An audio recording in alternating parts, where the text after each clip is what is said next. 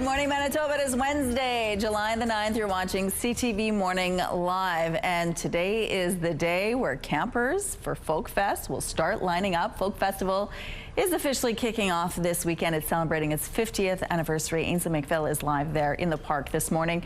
We're going to break it down for you what's happening this weekend, as well as introduce you to some of the campers lining up. But first, your headlines.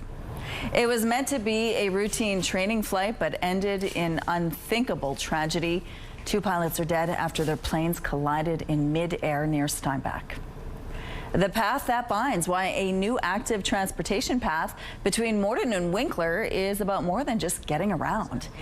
And guess who was the subject of a Jeopardy clue that stumped the players? Here's a hint. It's someone you know. All right, bringing in Terry now. The Folk Festival is officially upon us, as well as the big Def Leppard concert that is on tonight, which I'm going to. What's the weather going to be like? It is heating up, Rochelle, as you would expect for... Folk Fest always seems to get a good blast of heat. But yeah, temperatures will be on the rise. Starting out, though, pretty close to what is normal, 14 degrees right now. We've got winds out of the south-southeast, 12 kilometers per hour. The pressure is falling and the humidity sitting at 91%. No Bud? No Bud this morning? Maybe he's getting ready for the Def Leppard concert too. He's going to sleep in a little bit, so he's ready to go tonight. All right, air quality warning map still lit up with yellow in most places. That is the statement or the advisory, but we have warnings in through the Thompson area. Also, just through east central Manitoba, where that smoke is a little bit heavier. The pink that you're seeing, that is the excessive heat warning, and we too will notice those temperatures on the rise today. Pretty clear, starting out a little bit hazy once again.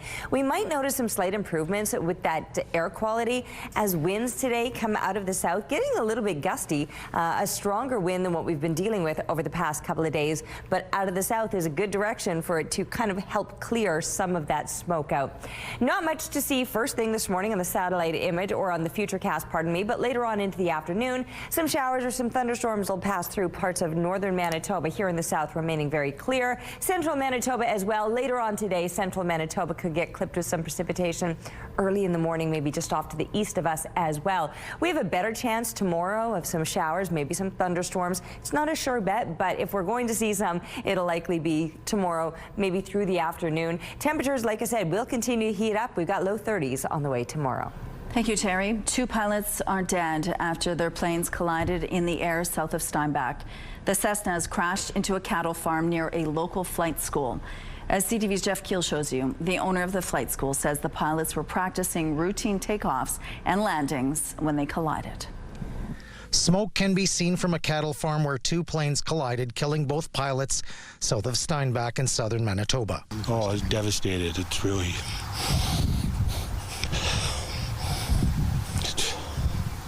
very personal. RCMP say around 8:45 Tuesday morning, they responded to a mid-air collision in the RM of Hanover. Emergency crews located the wreckage of 2 small single-engine aircraft. The 2 pilots were pronounced deceased on scene. There were no passengers aboard. The crash occurred near these buildings in this farmyard just south of Harv's Air, a flight training school. Co-owner Adam Penner says the 2 pilots were learning to fly, one in a Cessna 152, the other in a Cessna 172. He says they were doing routine lessons when they collided on approach just short of the runway. This is our everyday kind of routine. They're practicing their takeoffs and landings, perfecting them. Penner says in the 50-year history of the family business, nothing like this has ever happened. Well, it's very tough. It's just kind of a small family here. The students are often from overseas, so they're, the close-knit group, the instructors and staff too. RCMP could not provide details on the cause of the crash. I heard a noise, sounded like an airplane revving his engine, at least that's what my wife says. And then the propeller being suddenly just kind of stopping, like a couple thuds, and then it stopped. At the time of the collision, Nathaniel Plett was in his yard, which backs onto the property where the planes crashed. We heard a bang, and then obviously they must have hit the ground. And then I went and looked. They said, Lucille, that must have been a plane crash. So I went and looked, and sure enough, saw the smoke coming up right away. Jeff Keel, CTV News, Winnipeg. The Transportation Safety Board is in charge of the investigation. The TSB will gather information and evidence and will try to determine exactly what happened. 2 rural Manitoba cities will soon be a bit more connected. It's thanks to a new biking and walking trail. The Stanley Community Pathway is a trail covering the approximately 10-kilometer stretch between Morden and Winkler. It's expected to be complete this fall. The trail is the result of several years of planning by the Stanley Community Pathway Committee. The committee is made up of members of Morden and Winkler and the rural municipality of Stanley. The committee's chair says the 3-meter-wide trail is a symbol for unifying the 2 communities. Half of the communities empty into each other every morning at the end of the day to go to work, right? And so this gives options for individuals to walk or bike to work, and recreationally as well. There's a good active cooperation between both Morden and Winkler and Stanley around tourism, and so I think this adds another value of that to it as well. James Friesen says the Trail Committee is still actively fundraising and is still about $1 million shy of its target. You can make donations at stanleytrailmanitoba.ca or any Morden and Winkler civic office. The Winnipeg region set a new high water mark for home prices last month. According to the Winnipeg Real Estate Association, June saw the highest average prices for residential detached homes and condominiums on record for that month. Residential detached homes averaged more than $473,000 compared to a year earlier, while condos went for about $291,000. Those prices were up 8% and 7% respectively. A new report from Canada's housing agency says advertised rents are easing in major cities, but many tenants are not seeing any relief. The Canada Mortgage and Housing Corporation says average asking prices for 2-bedroom apartments were down year over year in Toronto, Vancouver, and Calgary. Landlords are also reporting that vacant units are taking longer to lease. CMHC says increased supply and slower immigration are some of the factors responsible for the downward trend. However, the agency says affordability has worsened over time because rent-to-income ratios have been rising since 2020. For the first time in almost 20 years, travelers will no longer be required to remove their shoes during security screenings at U.S. airports. Secretary of Homeland Security Kristi Noem says the safety requirement will be eliminated effective immediately. The Transportation Security Administration has been requiring most air travelers to remove their shoes for nearly 2 decades after a terrorist tried to blow up a plane with explosives he had smuggled in his shoes. Our city has been name-dropped in movies. It was mentioned in an episode of The Simpsons. And we told you this week about the city getting a shout-out in a new Lil Wayne track. And now another mention, this time on a popular game show. In Canada, his or her worship is for people with this government job, like Scott Gillingham of Winnipeg and Surrey, BC's Brenda Locke. Our city and Mayor Scott Gillingham in particular was an answer on Jeopardy. The contestants had to guess what his job was based on the honorific, his worship. None of the contestants got the question right, but that didn't bother Mayor Scott Gillingham. He tweeted on social media that it was a fun surprise to be featured in a clue on Jeopardy. When the temperatures are soaring, the perfect place to take the little ones is the water park. Especially when the little ones are dogs. These pups are beating the blistering Barcelona heat by making a splash at a water park for canines. Here's a look now at what's going on the Norwood Bridge. It looks like things are moving quite nicely to start off this Wednesday morning. No issues to tell you about. If you see any problems out there, let us know, please. Let's go now to Ainsley McPhail, who is live at Birds Hill Park this morning. Folk Fest is starting again. Good morning.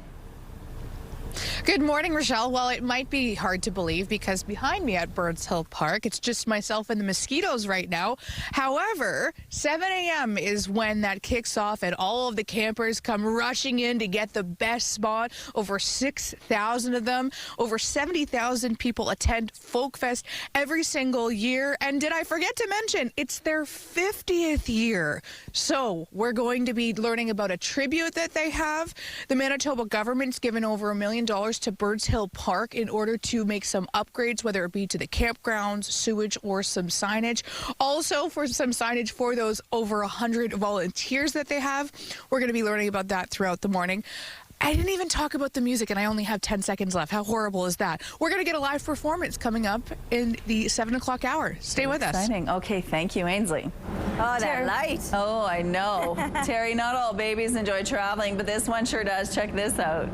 Hey, hey, hey, hey, hey, hey. Look how happy she is. 6-month-old Rosie is traveling around Europe like a pro.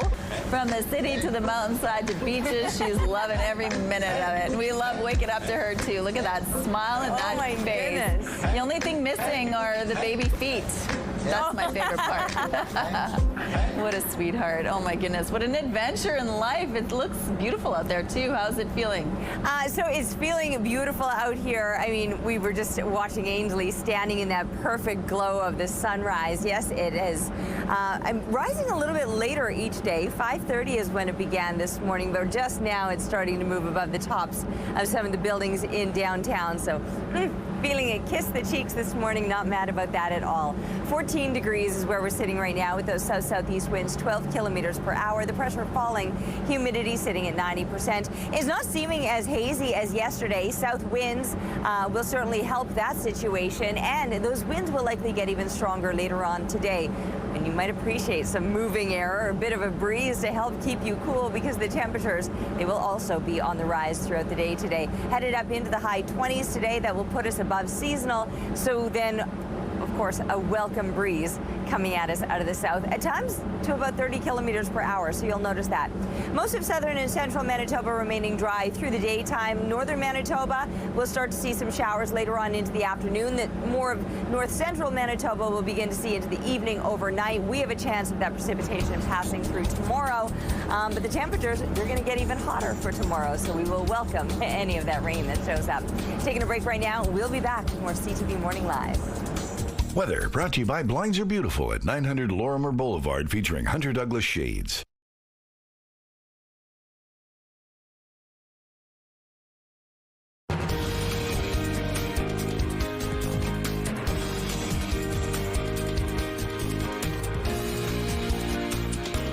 Good morning. Coming up to 6:15, some heated moments at City Hall Tuesday as the Executive Policy Committee heard from delegates on the Wellington Crescent Bike Lane pilot project. I don't know when it became acceptable for elected officials to disregard public interest in favor of personal agendas. That does lead to authoritarianism, unless that's the plan. Excuse me, like, you're way out of line.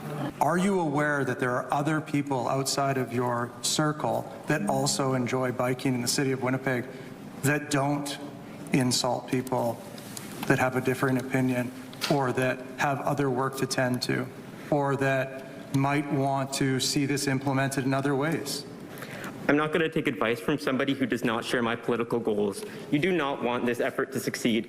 At issue was the decision to consult with property owners along Wellington before moving ahead with temporary safety measures. However, some delegates told councillors it's needed immediately following the death of a cyclist in June of 2024 and other collisions. EPC voted in favor of the report, meaning if it passes full council, consultations will happen this fall and winter before the pilot project begins early next year. In my mind, better to do a process that includes consultation of the people living in the area. It will be more detrimental, I think, to put down something temporary, consult with people, rip it up and do something different. In my view, let's talk to the area residents. The proposed pilot project would involve one-way bike lanes on both sides of Wellington Crescent using painted lanes, plastic bollards, and adjustable concrete curbs. Now to some dramatic details about a thwarted plot to take over parts of Canada by the very individuals who are supposed to defend this country, some of them belonging to the Canadian military. CTV's Mike Le Couture on what we know and who's been charged. Raphael Lagasse's friend is shocked the 25-year-old is accused of trying to form an anti-government militia. It's quite the contrary, actually. He's very pro-government, very pro-monarchy, says the friend who has known him for 12 years. However, the RCMP alleges Lagasse is part of a group that also took part in ambush and survival exercises as part of the militia training.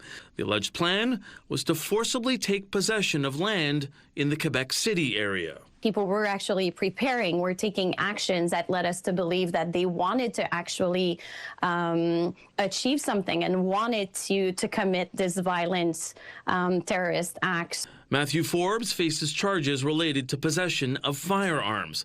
Marc-Auriel Chabot, Simon Anger Odette, and Raphaël Lagacé are all facing charges related to facilitating terrorist activity. The military confirms Forbes and Chabot are active members of the Canadian Armed Forces. Now, police say one of the accused created and ran this Instagram account, which was a recruiting tool for new members of the militia.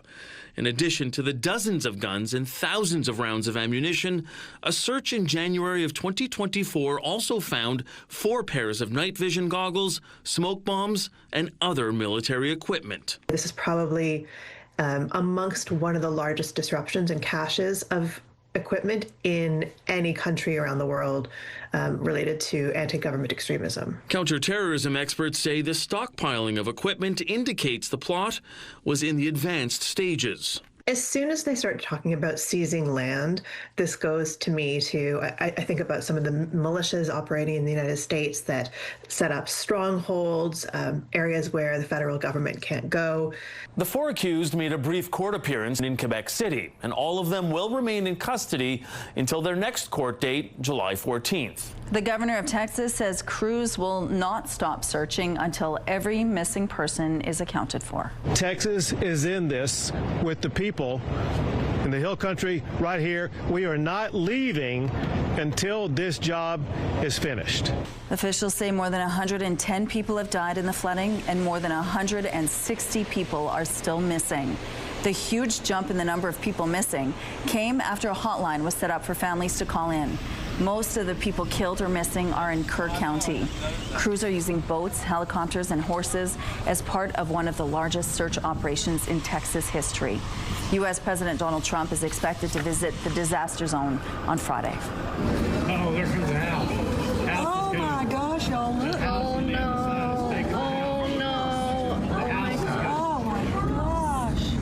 At least 3 people have been killed after heavy rain led to flash flooding in New Mexico. This is in Ruidoso, a mountain village in the south central part of the state. Heavy rain caused the nearby river to rise more than 5.5 meters in a matter of minutes. Officials are confirming a man and 2 children died after being swept downstream. The water has since receded. Conservationists say they've found a group of rare deer living in the southern Patagonia. There are only about 1,500 of these deer left in Chile and Argentina. Most of them live in small, isolated groups. There are 10 deer in this newly discovered group. Conservationists think they have survived because they live in a rugged, hard-to-reach area. Chile has plans to turn the area they were discovered into a national park.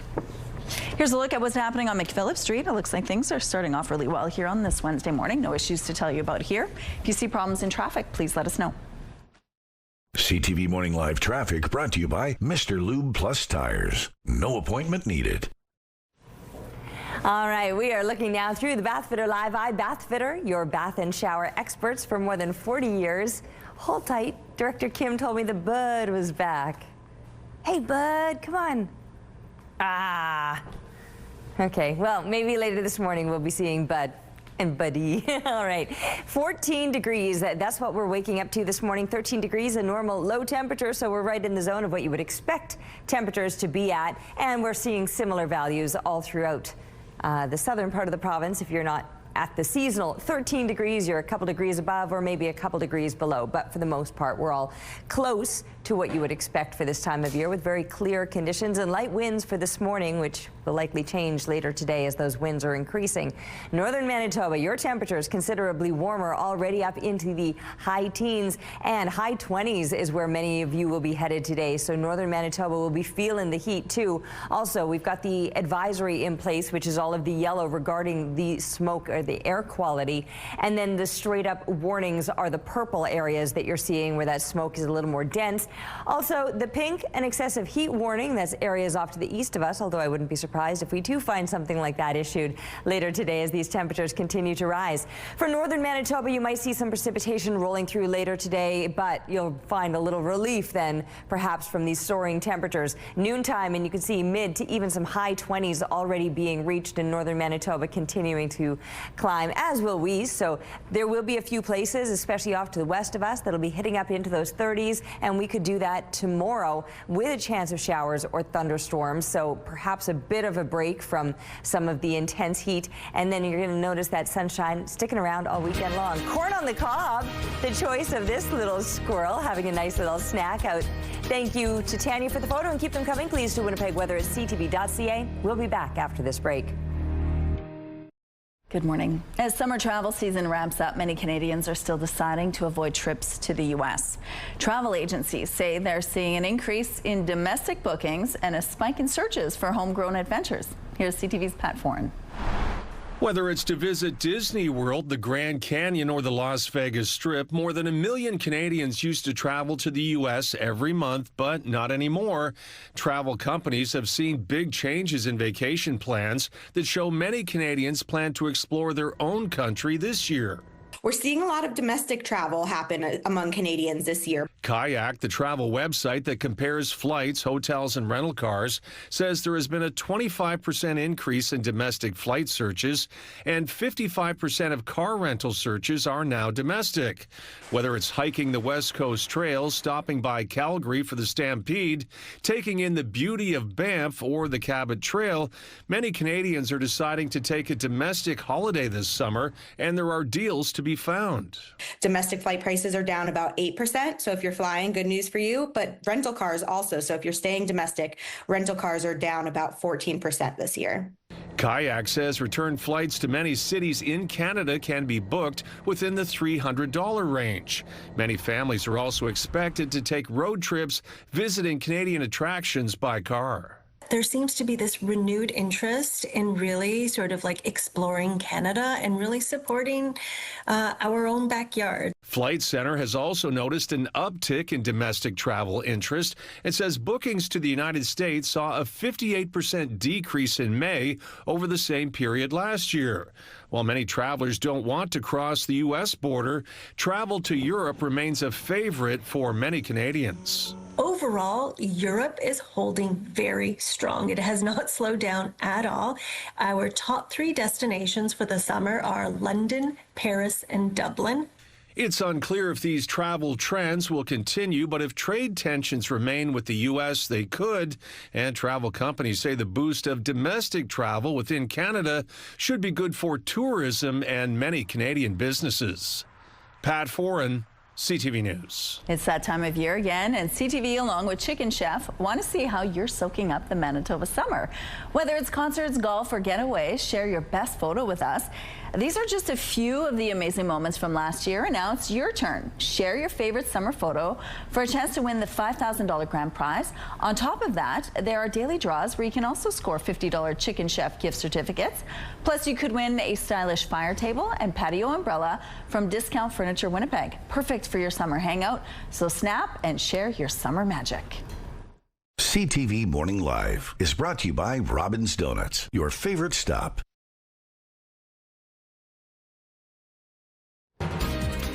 There's Bud. He's back again this morning. 14 degrees, south-southeast winds at 12 clicks. The pressure falling, the humidity at 90%.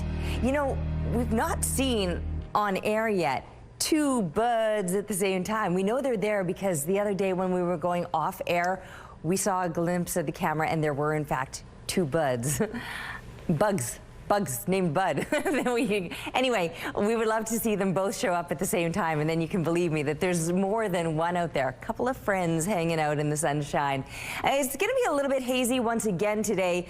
Conditions fairly clear, but a little bit of that haze lingers. The dark purple that you're seeing is the air quality warning, a little bit more intense than just the air quality statement that's been issued across most of the province. And then, of course, the heat warning, that's for areas off to the east of us, although I wouldn't be surprised if that's issued through parts of Manitoba in the days ahead. Clear conditions, that means plenty of sunshine for us. But yes, it's going to be a warm one today, or a hot one, in fact. 29 degrees is where we're headed with the temperatures. Winds will be increasing. We'll be glad for that breeze, though. That wind will actually remain in place overnight, dropping only to I almost said minus, dropping to 21 degrees, on the plus side of freezing, I promise. Anyway, 21 degrees, our low temperature tonight will keep us well above seasonal, and even hotter tomorrow, 32 expected, with the possibility of some showers or maybe some thunderstorms. Still, those winds at about 30 clicks out of the south. Settling slightly with the temperatures for Friday, only to see them ramping up again. Although next week, again, some more mid to low 20 temperatures, a little bit of relief from the heat that we'll feel over the next couple days. Thank you, Terry. MKO Grand Chief Garrison Settee says the wildfire situation in the north is a crisis, as some people are forced to evacuate for a second time. It is very difficult because it is a harrowing experience when you transfer 8,000 people into urban areas, and a lot of them left with just one set of clothes and very little resources, like financially resources. So it's been very difficult. Settee's comments come after evacuations in Lynn Lake and Leaf Rapids and Thompson declared a state of emergency. Several homes were also destroyed in Tatasqueyac Cree Nation. He said the evacuation process is particularly hard on elders and those with health conditions or mobility issues. In its latest update, the province says they made a fair amount of progress fighting the fires north of Thompson. It says protection efforts continue at the Thompson Regional Airport and other facilities north of the city. A fight between passengers aboard a northern Manitoba aircraft forced the pilots to take action. RCMP say it happened Monday afternoon on a flight from Thompson to Dooley Lake. Two passengers started fighting, and the pilots were forced to turn the plane around and return to Thompson. Mounties were there when the plane landed. They arrested two men in their late 20s. The two are facing charges of endangering the safety of an aircraft and assault.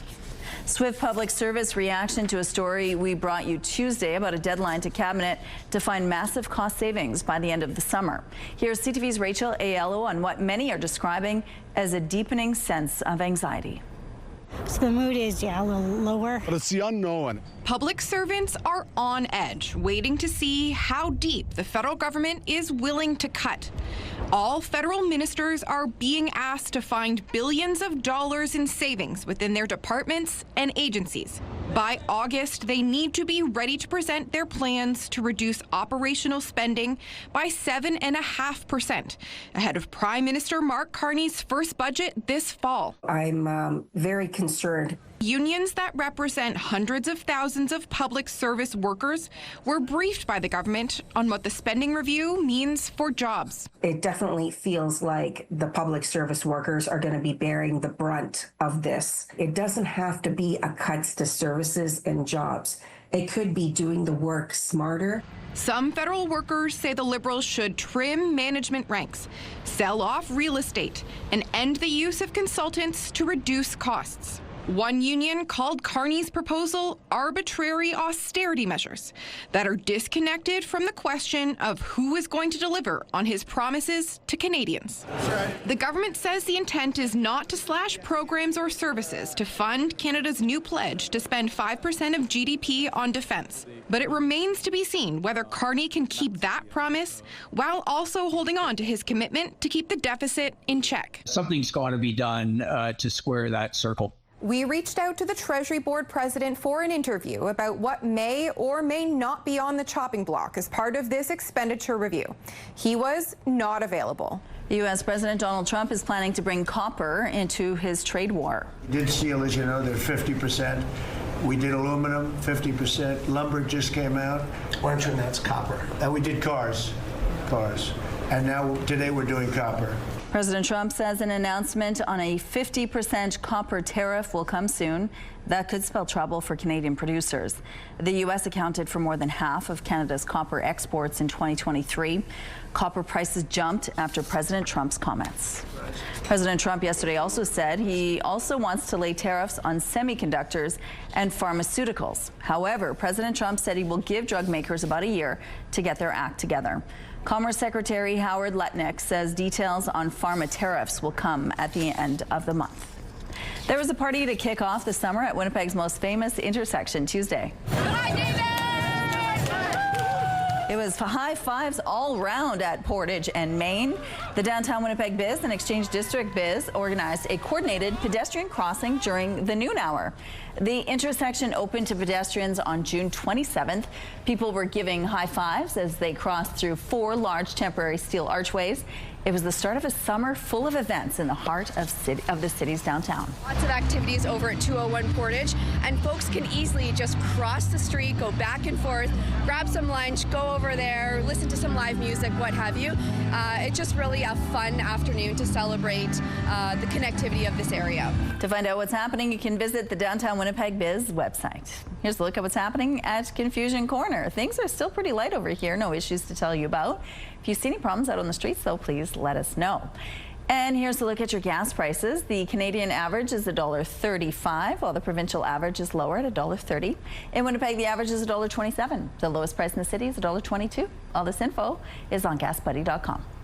Price at the pump brought to you by kidneycard.ca. Get a free tow and a tax receipt for value of your car. The Winnipeg Folk Festival is celebrating its 50th anniversary this year, and campers are probably already lined up. Good morning, Ainsley. Good morning, Rochelle. Those gates are opening in about 20 minutes time, and they'll be sprinting into their 50th year. Its executive director joins me now, Valerie Shantz. 50 years, can you believe it? Oh, it's amazing, isn't it? It's so great to be able to celebrate our 50th festival this year. And one way that you're doing that, I know that last year when we had a conversation, you were talking about the accumulation of videos and memories. How is that being displayed this time around? Well, you're right. Last year, we asked people to share their favorite Folk Fest memories with us and to let us record them. And so this year, every night of Main Stage, we are starting things off with a short film, a different short film, which is a compilation of a bunch of those favorite memories. And that starts at about 5:40, 5:45 each night. The nostalgia, I'm sure that it's bringing. Fred Penner opening things up. It's true. It's true. And I mean, you know, Chris Freyer, our artistic director, when he was programming the festival, we talked a lot about wanting to reflect all of our decades of music. And so we have musicians that harken back to our beginning, and we have a lot of folks who are looking forward. So Fred Penner, I mean, you know, come on, we're a Manitoba festival. Gotta do Fred. From what you're hearing, what are people most excited about when it comes to either the lineup or the overall experience? Well, you know, I mean, if you're a folk fester, you're often attracted by a few folks that you know, but the thing that you really love is all the acts you don't know that you're going to discover at the festival. We are primarily a discovery festival. So although we have some really big acts here like Jason Isbell playing on Thursday night and Waxahachie and Annie DeFranco and Mavis Staples and Lake Street Dive, those are all big names. We also have, you know, we have 78 different acts, and there are so many that I'm looking forward to really getting to know a little bit more this weekend. Thank you so much. And I can see in my view behind lots of those, and I'm sure Kenny got that nice zoom on with the cyclists who are up probably when we are, Rochelle. The campers coming in about 20 minutes. So exciting. It's such a fun time. Okay, thank you, Ainsley. Let's go out to the rooftop. It looks like it's going to be a perfect day for campers to set up today, Terry. Yeah, it's going to be warm. Get there early so that by the time the heat hits, you're just having that little siesta, perhaps in the sunshine, perhaps in the shade. That might be the smarter choice with where the temperatures are headed. And of course, anytime that we're dealing with the kind of temperatures that we'll be seeing over the next couple of days, you got to use your sun smarts, and that means finding places to kind of keep cool once we're reaching those peak temperatures, or get outside and be more active in these morning hours when it is a little bit cooler. 14 degrees is pleasant right now, and the winds on the lighter side, 12 clicks out of the south-southeast. The pressure falling, the humidity sitting at 90%. Later today, yes, the temperatures will be soaring, but the winds will also be increasing, so that might help offset the intensity of the heat. We've got basically high 20s or even low 30s expected across the entire province. That includes northern Manitoba. Now, most of us, it's just going to be clear and sunny, a little bit smoky, especially up and around the Thompson area, where the air quality is a straight-up warning regarding the smoke. But then later today, northwestern Manitoba will begin to see some precipitation, showers, possible thunderstorms. Other parts through west central Manitoba, you'll start to see some of that overnight. We have a chance of that activity for tomorrow, but today, nothing but sunshine and a whole lot of heat to go with it. Taking a break right now, but we'll be back with more CTV Morning Live. CTV Morning Live Weather brought to you by ABC Fire and Safety, your CO2 refill store. Looking at the early markets, it's a green start to the morning. Dow futures are up 74 points. NASDAQ futures are showing early strength, up over 23 points. And S&P 500 futures have climbed 8 points. The Canadian dollar is seeing a slight boost. Overseas, the Hang Seng is down 255, while Japan's Nikkei is trading 132 points higher. Good morning, it is 6:45. Winnipeg homeowners will not have the option to opt out of the city's planned new water meter system. The smart technology allows meters to be read remotely from a central location using radio transmitters. EPC voted 4-2 against a motion yesterday to allow alternative options, including not having a transmitter installed on the property with proof of a medical exemption. 65% of the city's 221,000 water meters are past their service life and need to be replaced. The developers behind a major project in the Exchange District may have to adjust their plans. The Public Service is recommending the variance application for an extra height allowance for the Market Lands project be denied. The plan calls for 2 buildings, one between 4 and 6 stories and the other 16 stories. That would exceed the 100-foot maximum. The developers say if the application is denied, they may not be able to include as many affordable housing units as intended, and they would have to build the other building taller to compensate, which will cast a bigger shadow on the nearby Chinese gardens. In its report, the Public Service says 168 feet is still far too tall for the area's character and would set a bad precedent. A townhouse fire in Transcona sent one person to hospital in critical condition. Winnipeg fire crews were called to a fire at a 2-story building on Robson Street at around 11 Monday night. After fighting the fire from outside, firefighters went into the suite and finished putting out the flames. There, they found a person needing medical help. Paramedics took the person to hospital in critical condition. The fire paramedic service says damages were contained to one suite. Investigators are now determining what started the fire. Brandon families will have to wait a little longer to dive into an outdoor community pool. Opening of the Kinsman Pool on Park Street has been postponed. That's because the city says crews noted water loss while working on the 57-year-old pool and found multiple cracks in the circulation pipes. Repairs are underway, and the city of Brandon hopes to have the pool open later this summer. 2 additional public swim times are being offered at the Sportsplex to provide additional options. Construction on a path connecting Morden and Winkler is now underway after years of planning. Cyclists and pedestrians will soon have a 10-kilometer paved commute, something residents say was much needed. CTV's Joseph Bernacki has the story. The dream of connecting Morden and Winkler via a pedestrian pathway is now only a few months away from the finish line. This idea has been in the community imagination for decades. James Friesen is chair of the Stanley Pathway Committee. The Stanley Trails Association brought forward a proposal to link the 2 cities 5 years ago. Highway 3 handles the heavy traffic, and now this path will offer a safe route for bikes and walkers. Half of the communities empty into each other every morning at the end of the day to go to work. I know from personal experience, the traffic is only increasing. So this option just is really, it's safe, it's fun, and it's the right thing to do. Work has already started on the 10-kilometer project running along the highway. The all-season pathway will provide walking access to Boundary Trails Health Center. Morden Mayor Nancy Penner says the collaboration on this regional project has been bringing the 2 cities together. Well, this project is sort of bigger than each of us, bigger than the city of Morden, bigger than the city of Winkler or the Arm of Stanley, because each of us couldn't do this on their own. Winkler Mayor Henry Siemens says it's great to see how far the project has come, particularly over the last year. He says it's a good example of what can be done when multiple communities work together. This is something that's been needed for many years. Having a direct connection between the 2 communities to the hospital through the Arm of Stanley, I think it's going to be tremendous for our active transportation network. According to the Arm of Stanley, the project is estimated at $3.7 million. Friesen says the communities have been fundraising now for years and are within $1 million of closing the funding gap completely. They are hopeful to have the pathway ready to use by late fall. To see the pathway actually in the ground, well established, on schedule, is super gratifying. Joseph Bernacki, CTV News, Morden. A group of University of Manitoba grads is reconnecting in Winnipeg this week. We still can tell terrible stories, and we can still laugh, and we can still have a good time. Allison Weigel is one of 9 women reuniting for their 61st reunion and 80th birthdays. The group became friends while attending the University of Manitoba in the 60s and living in the dorms together.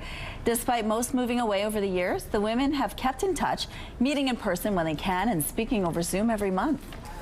It's just a wonderful, comforting feeling to know that these people have been part of your life for 60 years. The group, unofficially known as the Girls of 731, the residence room where they'd gather, are touring Winnipeg while they're here. They visited the Manitoba Museum and the Forks and have plans to check out an alleyway, art gallery, catch Rock of Ages at Rainbow Stage, and visit Plum Coulee before heading home.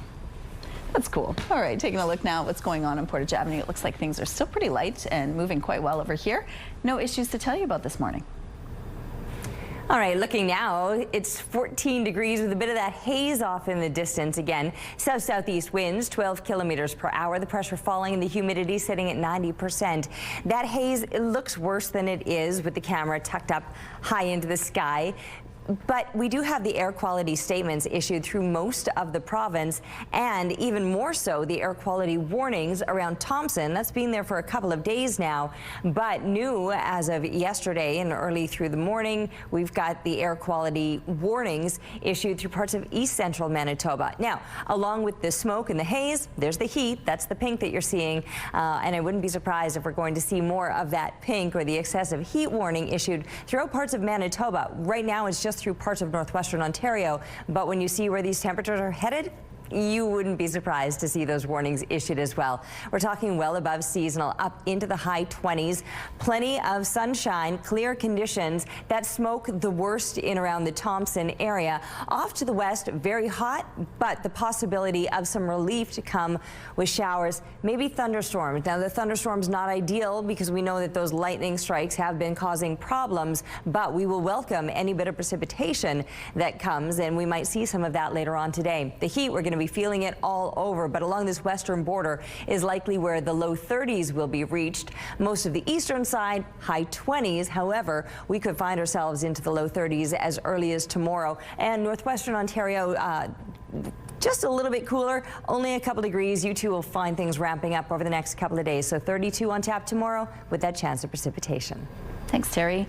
As Amazon's Prime Days kicked off, Canada's Competition Bureau has obtained a court order to investigate the online retailer's pricing policies and how they're impacting consumers. CTV's Judy Trin on the probe.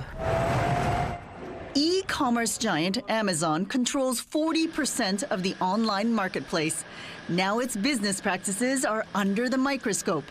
Canada's Competition Bureau has been granted a federal court order to compel the company to hand over documents. Those documents will give the Competition Bureau visibility into how Amazon operates and if there are any incriminating conversations or incriminating exchanges. The Competition Bureau is investigating 3 questions. 1, does Amazon charge higher fees to sellers, forcing them to pass on costs to customers? Secondly, does it prevent sellers from offering lower prices on competing sites? And third, does its actions lessen competition overall in the marketplace? This could lead to significant action, antitrust or anti-monopoly action against the company in future if it pans out. This Canadian investigation comes at a time when Amazon is facing growing competition from Temu and Shein, online companies from China that have lower overhead costs. This year, it's expanding its Prime Day sales from 2 days to 4. There are concerns that Donald Trump's tariffs are turning away customers. The response from Canada and Mexico to those tariffs is that where things are clearly American, consumers have responded by vetoing products. In a statement, Amazon says it's focused on getting products to customers at low prices. Even if this investigation by the Competition Bureau results in charges, it will take years to resolve, a challenge that Amazon can weather. Last year, the company banked $638 billion in revenue. A piece of Winnipeg cinematic history is up for sale. Town 8, the last remaining major movie theater in downtown, has sat unsold for 2 years. CTV's Harrison Shin stepped inside for a rare look at what's left behind. Inside this building, a clock stopped ticking at 6 o'clock. This is the Town 8 Cinema. It opened up in 1981 and marked a change how Canada went to the movies. It was Canada's first freestanding 8-screen theater. It was quite a highlight at the time. The theater operated for 40 years, going up for sale in January 2023. We've had considerable interest since then. We had an offer almost right away. But fast forward to 2025, it is still waiting for its new owner. It was tied up for a number of months. That offer was for a new development, for a multifamily development, and unfortunately the financing wasn't able to be put together. Sigalski says the owner is still open for any reasonable offers. The asking price is $2.25 million. That's based on the ability to redevelop this property and build up to 8 stories, which is what the city would approve for this site. Potentially developer could build more density and have more units. This kind of redevelopment would mark the end of first-run movie theaters in downtown Winnipeg. According to a University of Winnipeg professor, that reflects a larger shift. It's part of a bigger restructuring where we saw the big box theaters opening up in larger malls in the suburbs, and the downtown now is left without a single movie screen beyond Cinematheque, which shows, really great movies, but not the first runs. Destasio thinks the end of movie theater might be the outcome. It's starting to look a bit more likely that we're talking about a major redevelopment of that site if we can't find an adaptive reuse of an old multiplex theater. Harrison Shin, CTV News, Winnipeg. It's that time of year again, and CTV along with Chicken Chef want to see how you're soaking up the Manitoba summer. Whether it's concerts, golf, or getaways, share your best photo with us. These are just a few of the amazing moments from last year, and now it's your turn. Share your favorite summer photo for a chance to win the $5,000 grand prize. On top of that, there are daily draws where you can also score $50 Chicken Chef gift certificates. Plus, you could win a stylish fire table and patio umbrella from Discount Furniture Winnipeg. Perfect for your summer hangout. So snap and share your summer magic with us. All right, we're going to take a break here. We'll be back after this.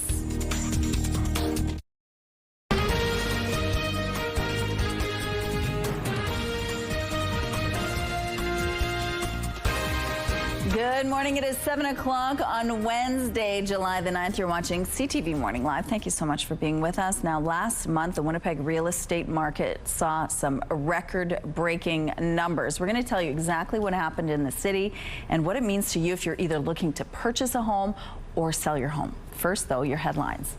2 pilots killed in mid-air collision near Steinach. A training flight ends in tragedy as planes crash over a Manitoba farm.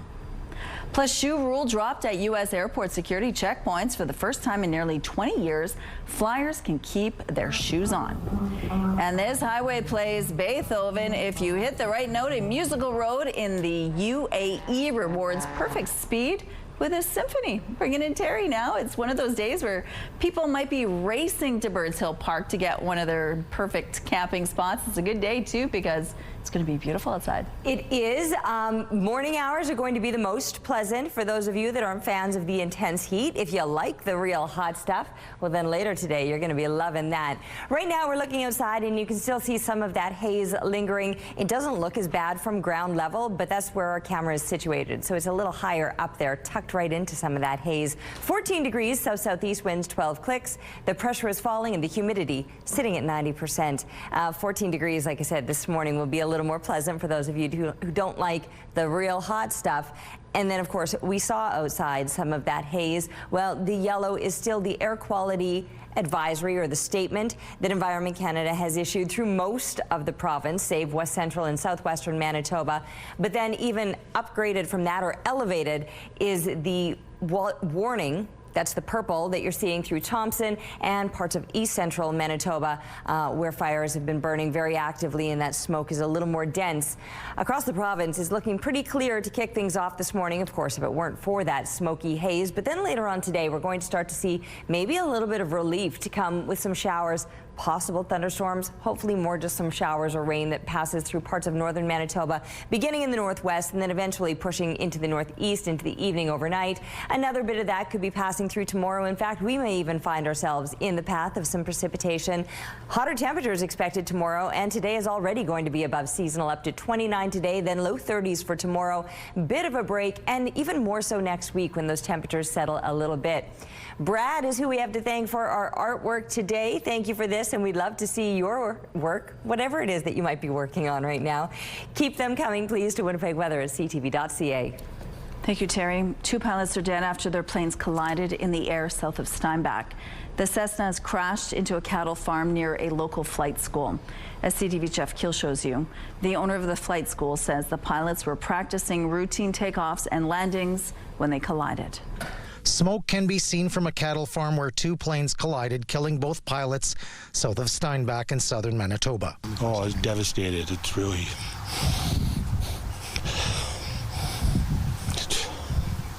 very personal. RCMP say around 8:45 Tuesday morning, they responded to a mid-air collision in the RM of Hanover. Emergency crews located the wreckage of 2 small single-engine aircraft. The 2 pilots were pronounced deceased on scene. There were no passengers aboard. The crash occurred near these buildings in this farmyard just south of Harv's Air, a flight training school. Co-owner Adam Penner says the 2 pilots were learning to fly, one in a Cessna 152, the other in a Cessna 172. He says they were doing routine lessons when they collided on approach just short of the runway. This is our everyday kind of routine. They're practicing their takeoffs and landings, perfecting them. Penner says in the 50-year history of the family business, nothing like this has ever happened. Well, it's very tough. It's just kind of a small family here. The students are often from overseas, so they're, the close-knit group, the instructors and staff too. RCMP could not provide details on the cause of the crash. We heard a noise, sounded like an airplane revving his engine, at least that's what my wife says.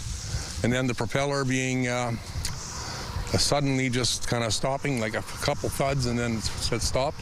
At the time of the collision, Nathaniel Plett was in his yard, which backs onto the property where the planes crashed. We heard a bang, and then obviously they must have hit the ground. And then I went and looked. They said, Lucille, that must have been a plane crash. So I went and looked, and sure enough, saw the smoke coming up right away. Jeff Keel, CTV News, Winnipeg. The Transportation Safety Board is in charge of the investigation. The TSB will gather information and evidence and will try to determine exactly what happened. Around 390 million years ago, a fish died in what is now Manitoba's Interlake region. While unremarkable at the time, its recent discovery has got paleontologists excited. This is all that remains of Elmasteus lundarensis, so named because of its discovery near the community of Lundar. It's noteworthy because it is part of an extinct species called placoderm, which are believed to be the ancestor to all jawed vertebrates, including ourselves.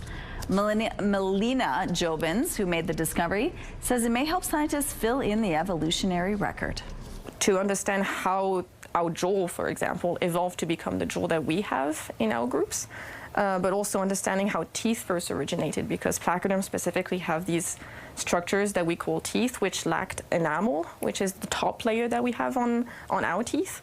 And these don't have that yet, but they have these other structures inside. So we get to actually build up and understand a bit more how we get to have these cool structures that we have today that's so important to us. If you want to find out more about this ancient life form, we have a story on our website, ctvnewswinnipeg.ca. You can head down to the Geological Sciences Museum at the University of Manitoba. The governor of Texas says crews will not stop searching until every missing person is accounted for. Texas is in this with the people in the hill country right here. We are not leaving until this job is finished. Officials say more than 110 people have died in the flooding and more than 160 people are still missing. The huge jump in the number of people missing came after a hotline was set up for families to call in. Most of the people killed or missing are in Kerr County. Crews are using boats, helicopters, and horses as part of one of the largest search operations in Texas history. U.S. President Donald Trump is expected to visit the disaster zone on Friday. Oh, there comes the house. Oh my gosh, y'all look. Oh no.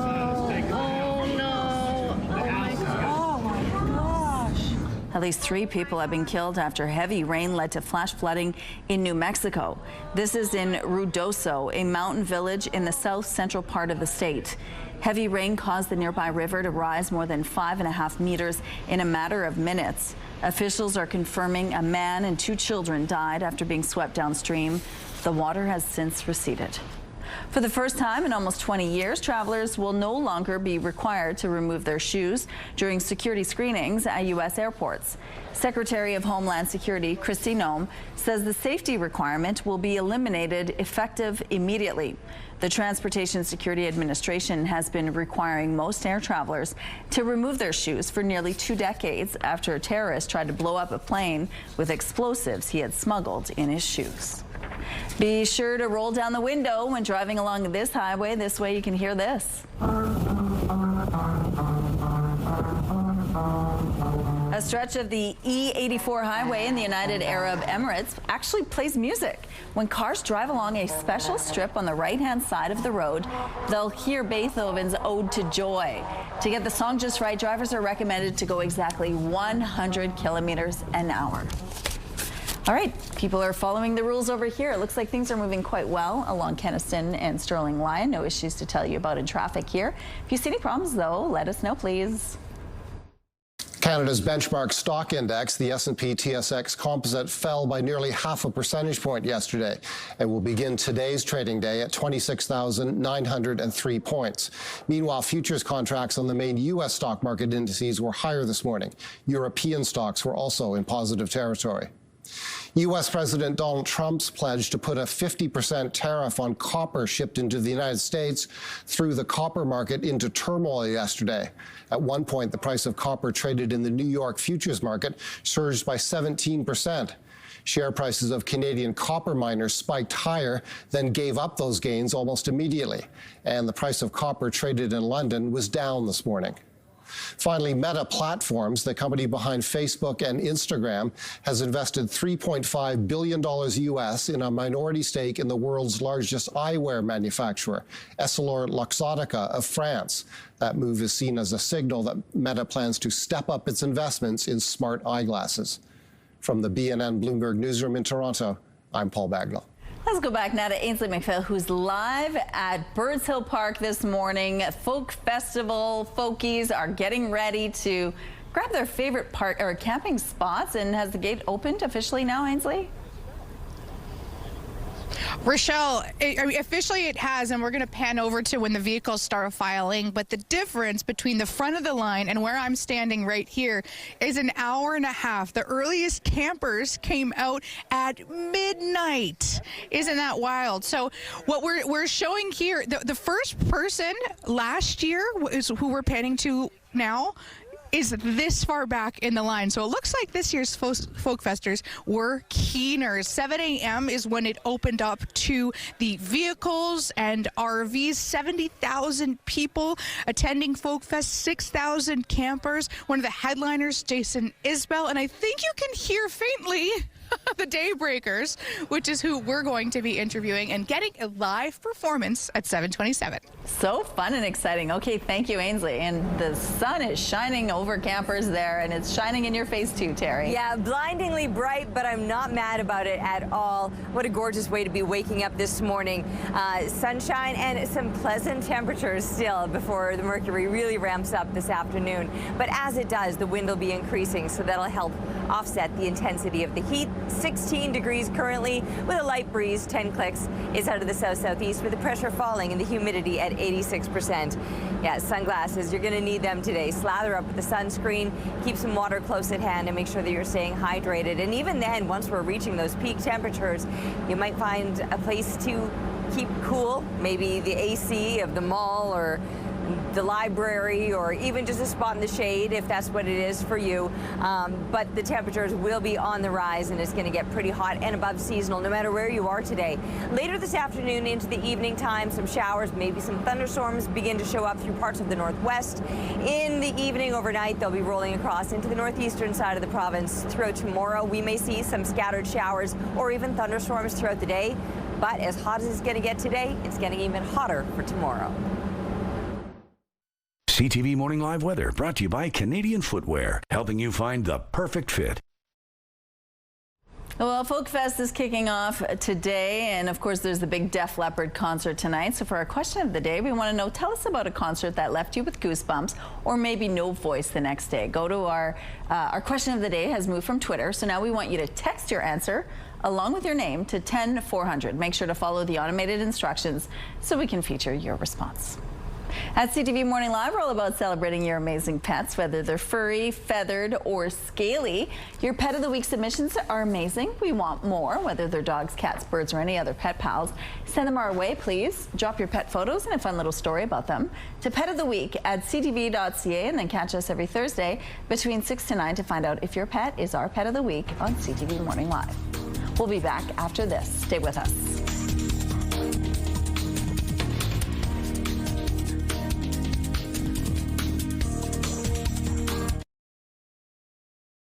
Good morning, it is 7:15. The Winnipeg region set a new high water mark for home prices last month.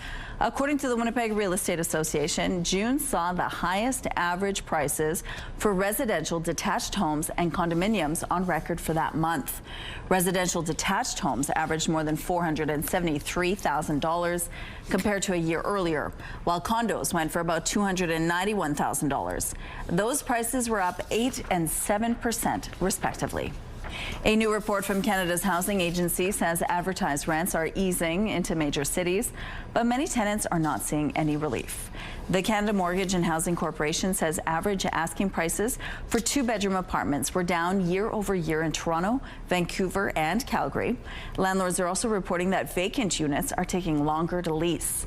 CMHC says increased supply and slower immigration are some of the factors responsible for the downward trend. However, the agency says affordability has worsened over time because rent-to-income ratios have been rising since 2020.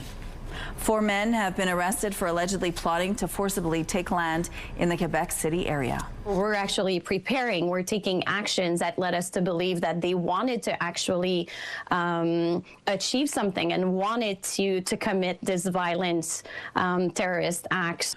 Matthew Forbes, Marc Aurel Chabot, Simon Angère Odette, and Raphaël Lagacé have all been arrested by the RCMP.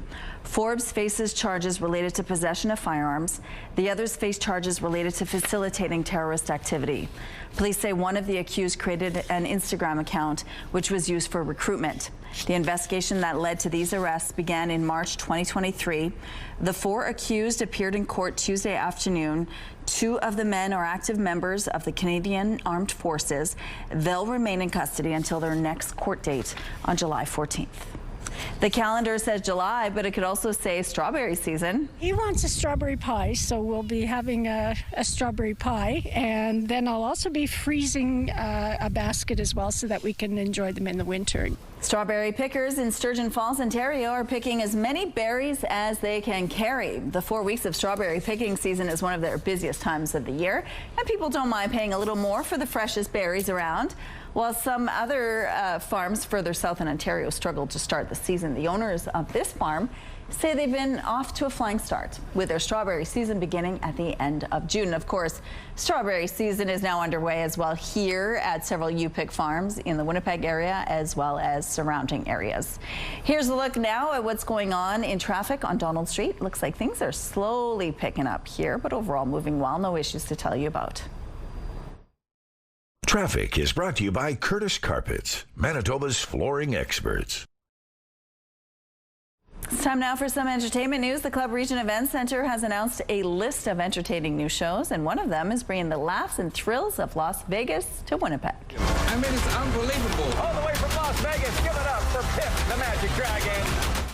That's America's Got Talent star Piff the Magic Dragon. He's bringing his Las Vegas-themed entertainment spectacular to Club Region Events Center October 26th. The show features circus artists, hilarious comedians, and impossible illusions. And Lucy Rose is the ultimate Britney Spears tribute.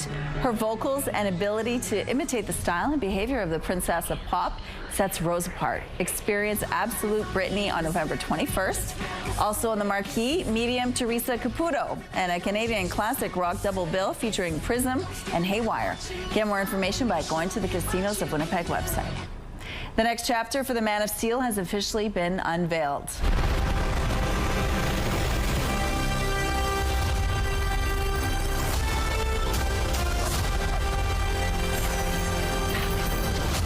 Your choices. Your actions. The world premiere of the new Superman movie took place in LA. The first reviews for the summer blockbuster are out, and so far it seems to be a hit with critics.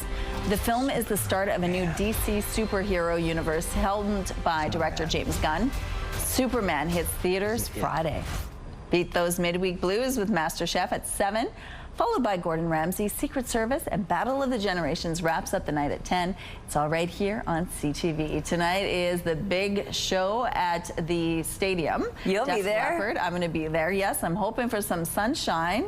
Well, yes, and then, of course, pleasant temperatures even after the sun sets, because I believe you're going to be rocking right on into the night, and you'll be glad for the heat then once those temperatures start to kind of cool down, because it is going to make things still very, very pleasant into the evening. Ooh, there's Bud back again. I wonder if he's going to be reveling along with you. Now, he'll hang out here, but we're perhaps going to be seeing more of him through the Bath Fitter Live Eye Now, your bath and shower experts for more than 40 years. Hot temperatures for today, but that will make for a very pleasant evening. It's going to be the peak temperatures during the afternoon. That might be a little intense for some. Or the morning temperatures, really pleasant. I've been loving being up on the rooftop this morning at 16 degrees. It really is a gorgeous start. Plenty of sunshine to kick us off, and the breeze very light. Seeing similar temperatures all across southern Manitoba, seeing even hotter temperatures now through northern Manitoba into the high teens and even hitting 20 degrees already in Flin Flon. You're going to see those temperatures soaring throughout the day. There's still a little bit of haze. We have to talk about that too. So all of the yellow that you're seeing is the air quality statements or advisories, but the purple in around the Thompson area and east central Manitoba, straight up warnings, the smoke even denser and more thick. Not much to show you. The satellite image looking on the clearer side. It's just going to be a hot and sunny day today with winds increasing. You'll be glad for that. A breeze keeping that air moving as these temperatures are on the rise. Mid-20s by noontime, high 20s, or along this western border, you can see you're likely to be reaching up into the low 30s throughout the afternoon. Now, we could be into the low 30s for tomorrow with the possibility of showers, maybe some thunderstorms. Still some stronger winds for tomorrow, and then temperatures settling but back up to the heat as we're looking ahead to the weekend. This little guy enjoying some corn on the cob that Tanya's been feeding him out at the lake. Keep the pictures coming, please, to Winnipeg Weather at ctv.ca. Thank you, Terry. Anti-government sentiment has been on the rise in Canada since the pandemic. And as CTV's Heather Wright tells us, that includes extremism within Canada's armed forces. Violent anti-government extremism is on the rise right around the world. The plot to kidnap Michigan Governor Gretchen Whitmer and the January 6th attack on the U.S. Capitol are among the examples.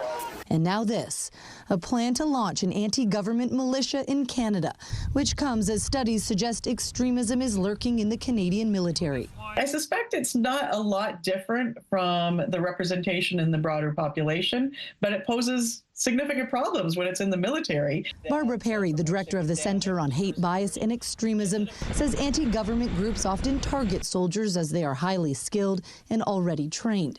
Perry says they exploit the fear and anxiety of both active members and veterans no longer serving. They're looking for a place to belong now, right? They've had that structure that has been comfortable for them, and groups that are savvy will recreate themselves in a way that is appealing, that does have that discipline, that does have a ranked system. In 2022, an advisory panel delivered a scathing report to the Ministry of Defense, warning hate crimes, extremist behaviors, and affiliations to white supremacy groups are growing at an alarming rate in both Canada and its defense team. It's an issue the military needs to address now, says former Canadian Major General David Fraser. What more do we have to do that we haven't been doing for the last couple of years on behavioral, cultural changes?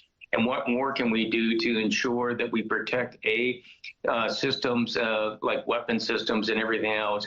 This incident comes just days after military police launched an investigation into a racist and misogynistic Facebook group, underlining the challenges the armed forces has when it comes to dealing with extreme views. Coming up, we are live at the Winnipeg Folk Festival. People are lined up, as you can see, trying to get a prime camping spot. Stay with us. Ainsley McPhail is there. She'll give us more details. Let's go back now to Ainsley McPhail, who is live at the Winnipeg Folk Festival. It's 50 years the festival is celebrating this year, and now we're going to get to hear some live music. Good morning, Ainsley. Rochelle, the cool thing about 50 years is the stories behind it, and Andrew Neville and the Daybreakers join me now. He is no different. 13 years old you were when you first started with Folk Fest. Take us back, a quick memory. Well, first of all, you could come back then. You could come in on like a Saturday and still find shade if you wanted to. And now, yeah, you're not getting that anymore. I mean, you can tell by all the people waiting to get in here now. Well, now you're saying, hey, thank goodness I'm on CTV Morning Live early so I can get a good camp spot. Yeah, absolutely, absolutely. I'm not unhappy about that. It is all about the music, specifically highlighting local acts like yourselves. Tell us about why that's so important and what it means to the campers too who get to hear you. Well, I mean, this whole place is about music, so entertainment, music should be everywhere in this festival, on the stages and off the stages, and so we're taking care of the off-stage part. Mm-hmm. Yeah. When people get the privilege of hearing your stuff, what do you hope they feel, and what do you hope they take out of it? Well, I hope it doesn't irritate them, I guess. You know? Okay, bare minimum. Come on now. No, I mean, I hope they enjoy it. That's, we play songs that we really love and songs that we think are great lyrically, musically, all that stuff. So we just hope that people feel the same way about that. Mm-hmm. When it comes to a 50-year milestone, that doesn't happen by mistake, right? This happens because there's hundreds and hundreds of supporters like yourself. Why do you hope people support it for another 50 years? Well, we need it. We need music, and this is one of the biggest ones, right? So it can showcase tons of music from all over the world, and locally, and Manitoba, and so you get it all. And people can come, families can come, kids can be raised here.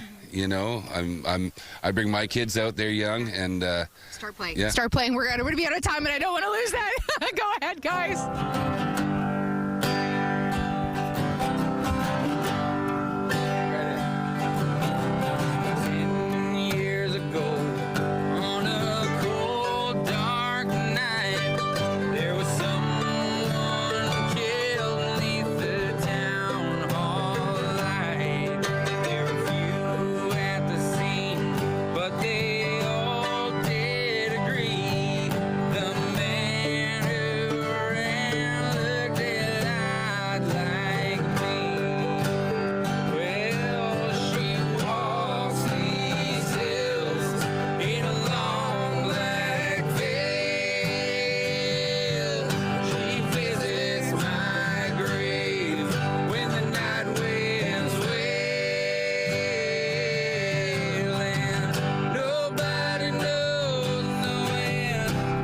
Makes you want to spend the day outside listening to live music. Doesn't it though? It does. I mean, yeah, and I mean the sun hitting them, what a gorgeous scene. And these Beautiful. temperatures out there right now, they're actually really pleasant. I'm not sure people will be saying that later on today. Some who love the heat, you'll be enjoying it for the next couple of days. For those of you who find the heat to be a little bit much, then get outside these morning hours and make the most of them.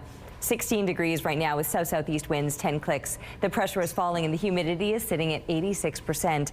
It is pleasant. It's a little bit hazy, but the smoke is heavier and more dense in the areas of our map that are lighting up in purple. Most of us are just under that air quality advisory, but then east central Manitoba and up around the Thompson area, straight up warnings. That's where the smoke is going to be the thickest. Then, of course, there's the fuchsia. What's that about? Well, that's the heat warning. And I wouldn't be surprised, while it's not been issued through anywhere in Manitoba at this point, maybe throughout the day or tomorrow too, because we've got a couple of very hot days ahead, and I wouldn't be surprised if those warnings are popping up in more places than they are currently. There's not much to show you here on the satellite image because there's not much going on outside. Nothing but sunshine through most of the province today. The northwest might see some precipitation later on into the afternoon and evening. For us, sunny, hot, and breezy. That wind out of the south will be increasing up to about 30 kilometers per hour. Now, we'll welcome a south wind because it might help clear some of this air out of the way. It's when we're dealing dealing with those north winds drawing the smoke in that we get those hazy conditions. But it'll stay out of the south overnight as we drop down to 21 degrees. That is well above seasonal. And another hot one tomorrow, 32 on tap with that chance of showers, maybe thunderstorms throughout the day. It cools slightly on Friday, only to ramp up again for the weekend. But next week, looking a little more moderate for those of you who find the heat a little bit intense. Thanks, Terry. MKO Grand Chief Garrison Satie says the wildfire situation in the north is a crisis, as some people are forced to evacuate for a second time. Very difficult because it is a harrowing experience when you transfer 8,000 people into urban areas, and a lot of them left with just the one set of clothes and very little resources, like financial resources. So it's been very difficult. Satie's comments come after evacuations in Lynn Lake and Leaf Rapids, and Thompson declared a state of emergency. Several homes were also destroyed in Tatasquayak Cree Nation. He said the evacuation process is particularly hard on elders and those with health conditions or mobility issues. In its latest update, the province says they made a fair amount of progress fighting the fires north of Thompson. It says protection efforts continue at the Thompson Regional Airport and other facilities north of the city. A fight between passengers aboard a northern Manitoba aircraft forced the pilots to take action. RCMP say it happened Monday afternoon on a flight from Thompson to Dooley Lake. Two passengers started fighting, and the pilots were forced to turn the plane around and return to Thompson. Mounties were there when the plane landed. They arrested two men in their late 20s. The two are facing charges of endangering the safety of an aircraft and assault. A new report out this morning shows Ottawa is set to miss its 2026 deadline to implement $10 a day childcare across the country. Canadian Centre for Policy Alternatives says just 6 provinces and territories have met or improved upon the government's 2026 target. 5 provinces, including Ontario, Alberta, and BC, do not yet have plans to reduce fees. Russia has launched the largest drone attack on Ukraine since the start of the war. This is the damage in the northwestern city of Lusk. It was among the hardest hit areas. The Ukrainian Air Force said 728 drones and 13 missiles were fired. Meantime, Ukrainian President Volodymyr Zelensky is now in Rome ahead of a 2-day international aid conference on Ukraine. U.S. President Donald Trump is planning to bring copper into his trade war. We did steel, as you know, they're 50%. We did aluminum, 50%. Lumber just came out. Why don't you announce copper? We did cars. And now today we're doing copper. President Trump says an announcement on a 50% copper tariff will come soon. That could spell trouble for Canadian producers. The U.S. accounted for more than half of Canada's copper exports in 2023. Copper prices jumped after President Trump's comments. President Trump yesterday also said he also wants to lay tariffs on semiconductors and pharmaceuticals. However, President Trump said he will give drug makers about a year to get their act together. Commerce Secretary Howard Lutnick says details on pharma tariffs will come at the end of the month. And in an online post last night, President Trump says, quote, "We will be releasing a minimum of 7 countries having to do with trade tomorrow morning, with an additional number of countries being released in the afternoon." Today was supposed to be the last day of President Trump's tariff relief extension. That's now been pushed to August the 1st. Canadian movie star Ryan Reynolds is throwing his support behind a cause close to the hearts of Winnipeggers. The Bruce Oak Recovery Center has been saving men's lives for 4 years, and soon enough, the Ann Oak Family Recovery Center will do the same thing for women who can have their children with them as they find their way back to health. I'm really proud to know Scott Oak. I think he's an incredible example of Canadian grit and determination in moving through grief in a way that has a positive outcome for other people. The Ann Oak Family Recovery Center, referenced by Reynolds, is planned for a site on Snow Street at Dartmouth Drive, behind the Victoria General Hospital. Here's a look now what's happening in traffic along the St. James Bridge. It looks like things are moving quite well starting off this Wednesday morning. No issues to tell you about. And here's a look at your gas prices. The Canadian average is $1.35. The provincial average is lower at $1.30. In Winnipeg, the average is $1.27. The lowest price in the city is $1.22. All this info is on GasBuddy.com. Price at the Pump brought to you by KidneyCard.ca. Get a free tow and a tax receipt for value of your car. Right now it is 16 degrees outside. More news, weather, and traffic on the way. Stay with us. CTV Morning Live is brought to you by Robin's Donuts, your favorite stop. All right, it's warming up outside, 16 degrees right now with winds out of the south-southeast, 10 kilometers per hour. The pressure falling and the humidity sitting at 86%. So I warn you that it's warming up, but still, these morning hours will be the most pleasant if you don't like the heat, because that's what we're going to be feeling later on today. A hot, maybe hazy day. You can see we're still under that air quality statement or advisory. Most of the province is. That's all of the yellow that you're seeing. But then in the purple areas, that smoke a little more dense right around Thompson, east central Manitoba, where the fires are a little more active and that smoke is heavier. Throughout the province, though, there's not going to be much in the way of precipitation. Maybe a little bit later on this afternoon in the northwest, but the northeast, plenty of sunshine today. Temperatures on the rise. Sunshine or smoky conditions. As I mentioned, Thompson will be bearing some of the worst of it. But these values that you're seeing with the mercury, well above seasonal. High teens and low 20s will be normal for this time of year. Could be pushing up into the low 30s even throughout the northwest. And I mentioned this might be the part of the province to see some precipitation later today. Rain will be welcome. Thunderstorms not so much. What we don't need is lightning striking some of those dry areas, but we get what we get. So that risk is there across much of northern Manitoba, starting in the northwest, pushing into the northeast later today, into the overnight hours, pardon me. Sunshine across the south and a lot of heat to go with it. Thankfully, there will be a wind increasing today out of the south. It might help with some of the air quality issues that we're seeing. 29 degrees, so not quite as hot here in the southeast as the southwest, and even further east of us, maybe even a degree or two cooler throughout parts of northwestern Ontario. Now tomorrow, even hotter yet, pushing up into those low 30s with the chance of showers, maybe some thunderstorms on tap, cooling slightly only for a day before the mercury ramps up again this weekend. Thank you, Terry. Let's go back now to Ainsley McPhail, who's live at the Birds Hill Park this morning. That's where people are already lining up for the 50th anniversary of the Winnipeg Folk Festival. Good morning.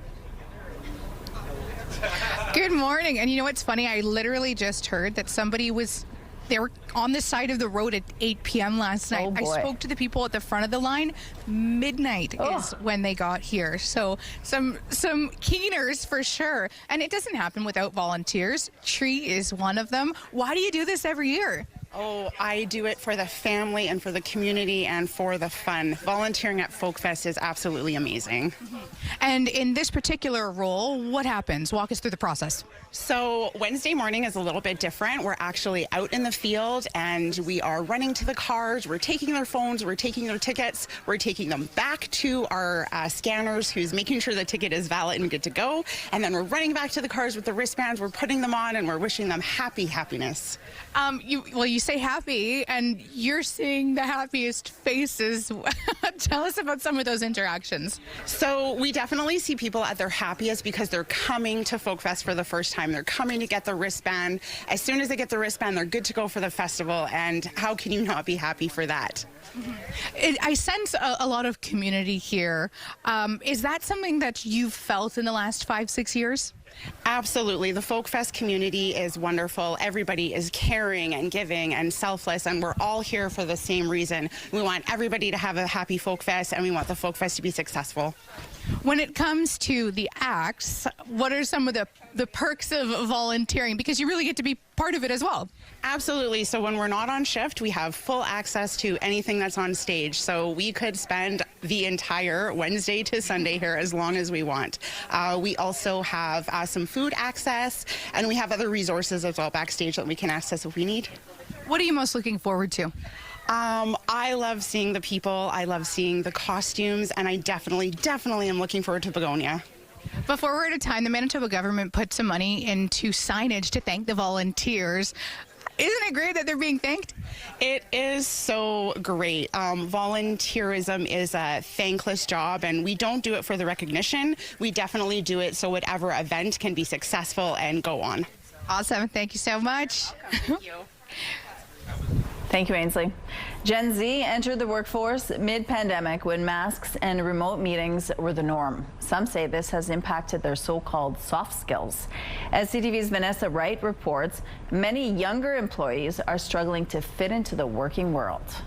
The pandemic is fading, but its impacts are proving to be long-lasting, particularly when it comes to the underdeveloped social skills of Gen Z, as the expectation to move from online to in-person became a reality. Even though I knew people before, it was like strange to come and talk to them. Clinical psychologist Dr. Simon Sherry says the effects felt by Gen Z, people born between 1997 and 2012, have much to do with the restrictions that were in place during COVID. They were exposed to prolonged remote learning. On top of that, they're a generation very much involved in screens, which doesn't promote your social and emotional competencies in real time. As a result, etiquette specialist Julie Blake-Homo says important soft skills like a strong handshake were never taught or adapted. Same thing goes for social skills outside the workplace. Dining etiquette, a lot of them find themselves at a power business lunch or breakfast or dinner, and they're paralyzed because they don't know, is that my bread plate? Is it okay to clink wine glasses? So how can you tell if you may be in need of workplace etiquette? If after an event, a meeting, you're constantly thinking back, oh, yeah, that wasn't great, eh? I wish I would have known better. Como says her Gen Z clients have expressed a willingness to learn. I do believe that the soft skills, that the etiquette will help all, not only Gen Z employees, but all of us. It's going to be difficult and a little stressing, but the more we'll do it, the more it's going to be easy and normal to us. Vanessa Wright, CTV News, Halifax. Hello there, Kara Wagland in the SportsCenter newsroom with your must-see moment from Tuesday. And 4, we head to AAA baseball. Runner on third for the Jacksonville Jumbo Shrimp, taking on the Norfolk Tide. A huge crash of lightning as Contreras kicked, and it's a balk. Wow.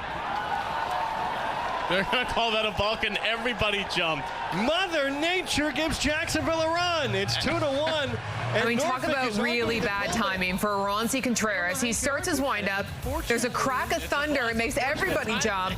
But there's no asterisk in the rule book, so yeah, that's going to be a balk, allowing the run to score. It's a really weird one, and it is your must-see moment. Coming up today on TSN, we got some Major League Baseball for you. The Pirates taking on the Royals. Coverage for that one gets underway at 6:30 p.m. Central Time. That's all for now from SportsCenter. Have a great day.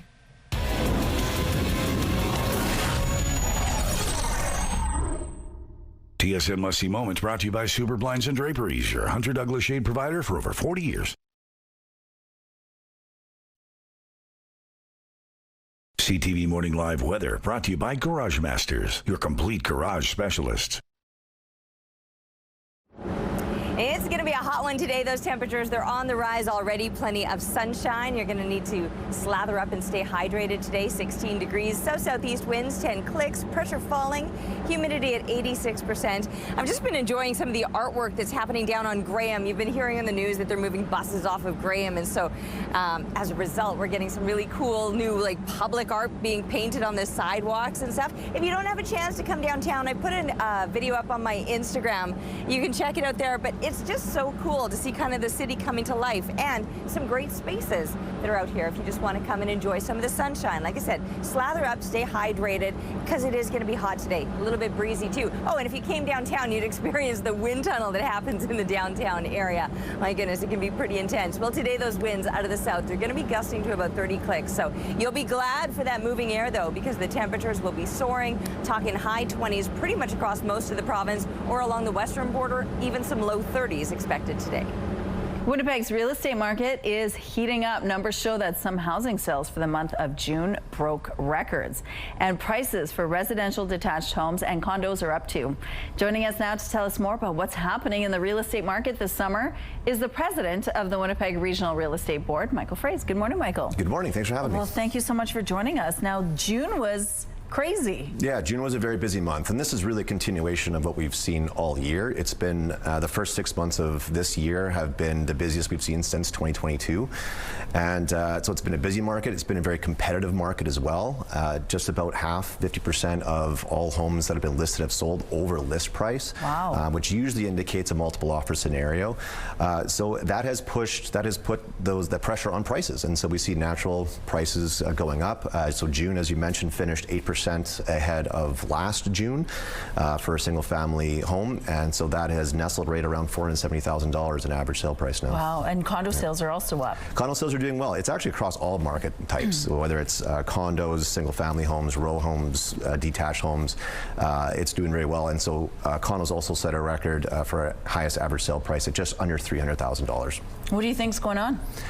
Well, this is all about the relationship between supply and demand. And this has been going on for years now, especially since the pandemic. I hate using that P word, but it's since the pandemic, we've seen this market. And when rates stabilized at the end of 2023 into 2024, we saw a resurgence of consumer confidence coming into the marketplace. And so we just don't have enough supply to satisfy the demand. And we look at the recipe for demand, we've got it. We've got population increases in Manitoba and Winnipeg, a very strong economy, stable economy. Especially you look at the first quarter this year, it was all about tariffs and uncertainty and elections, and Manitoba really fared quite well throughout that. Then we've got stable interest rates, and we're one of the most affordable city centers in Canada. So all those things combined, you get a real recipe for demand, and the supply just hasn't been able to reach that level of demand. So that pushes prices upwards. Let's talk about $1 million homes, because those numbers are also up. Yes. Again, speaking of the consumer confidence, that is kind of a beacon of consumer confidence. When you have the luxury market taking off, there's been in sales in the first 6 months, we have 51% more sales over $1 million in this 6 months compared to last year. So what that means is, with consumer confidence, is these are discretionary purchases by and large. Right? By and large, they're discretionary. And when you see people make large discretionary purchases, that is a signal that there's confidence in the marketplace. There's confidence in the stability of the economy. And so when there's confidence in the economy, that's good for all Manitobans. Okay, let's talk about interest rates, because that's also helping boost some of these numbers. What does it mean when people are confident with the interest rates, but yet they have to prepare themselves to pay more for a house than maybe they were originally planning for? That's certainly one of the challenges, absolutely, and this is across the board in most markets across Canada. Is rising prices, and affordability is it's at the local level, at the municipal level, at the provincial level, and federal level. Affordability is a huge issue. So there's no doubt there's challenges for Winnipeggers and Manitobans that way. With rates staying again relatively low historically speaking, that's a good sign. There's more lending policies out there for first-time home buyers and rebates. There's also more options right now. Winnipeg typically was a single-family home city, very few condos. Now there's more condos, there's more attached homes, more row housing. The city has been lenient on granny suites and in-law suites, so they're allowing for more flexibility for buyers, even changes in lending policy, whereas if you have a duplex as an example, you can use that rent that you're getting to offset your income and help your debt servicing ratios. Sorry to get all nerdy there, but it's really exciting for our city when you see these kinds of numbers. Well, thank you, Michael, for sharing this with us. And again, if you do want more information on some of the numbers that are being seen, you can check out a link on our website. Coming up, we are live at the Winnipeg Folk Festival. You can listen to some of the music you could expect to hear this weekend. Stay with us. We'll be back. She's been in love a couple times before, but never quite like this.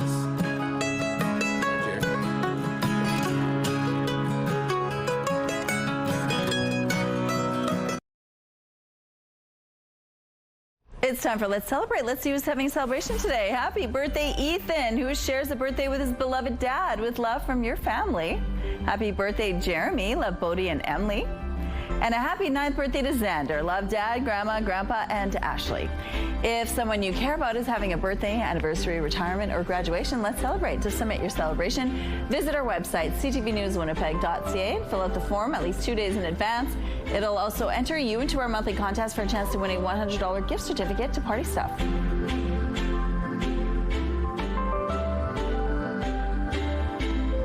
Let's Celebrate, brought to you by Party Stuff, 3 Winnipeg locations and at partystuff.ca.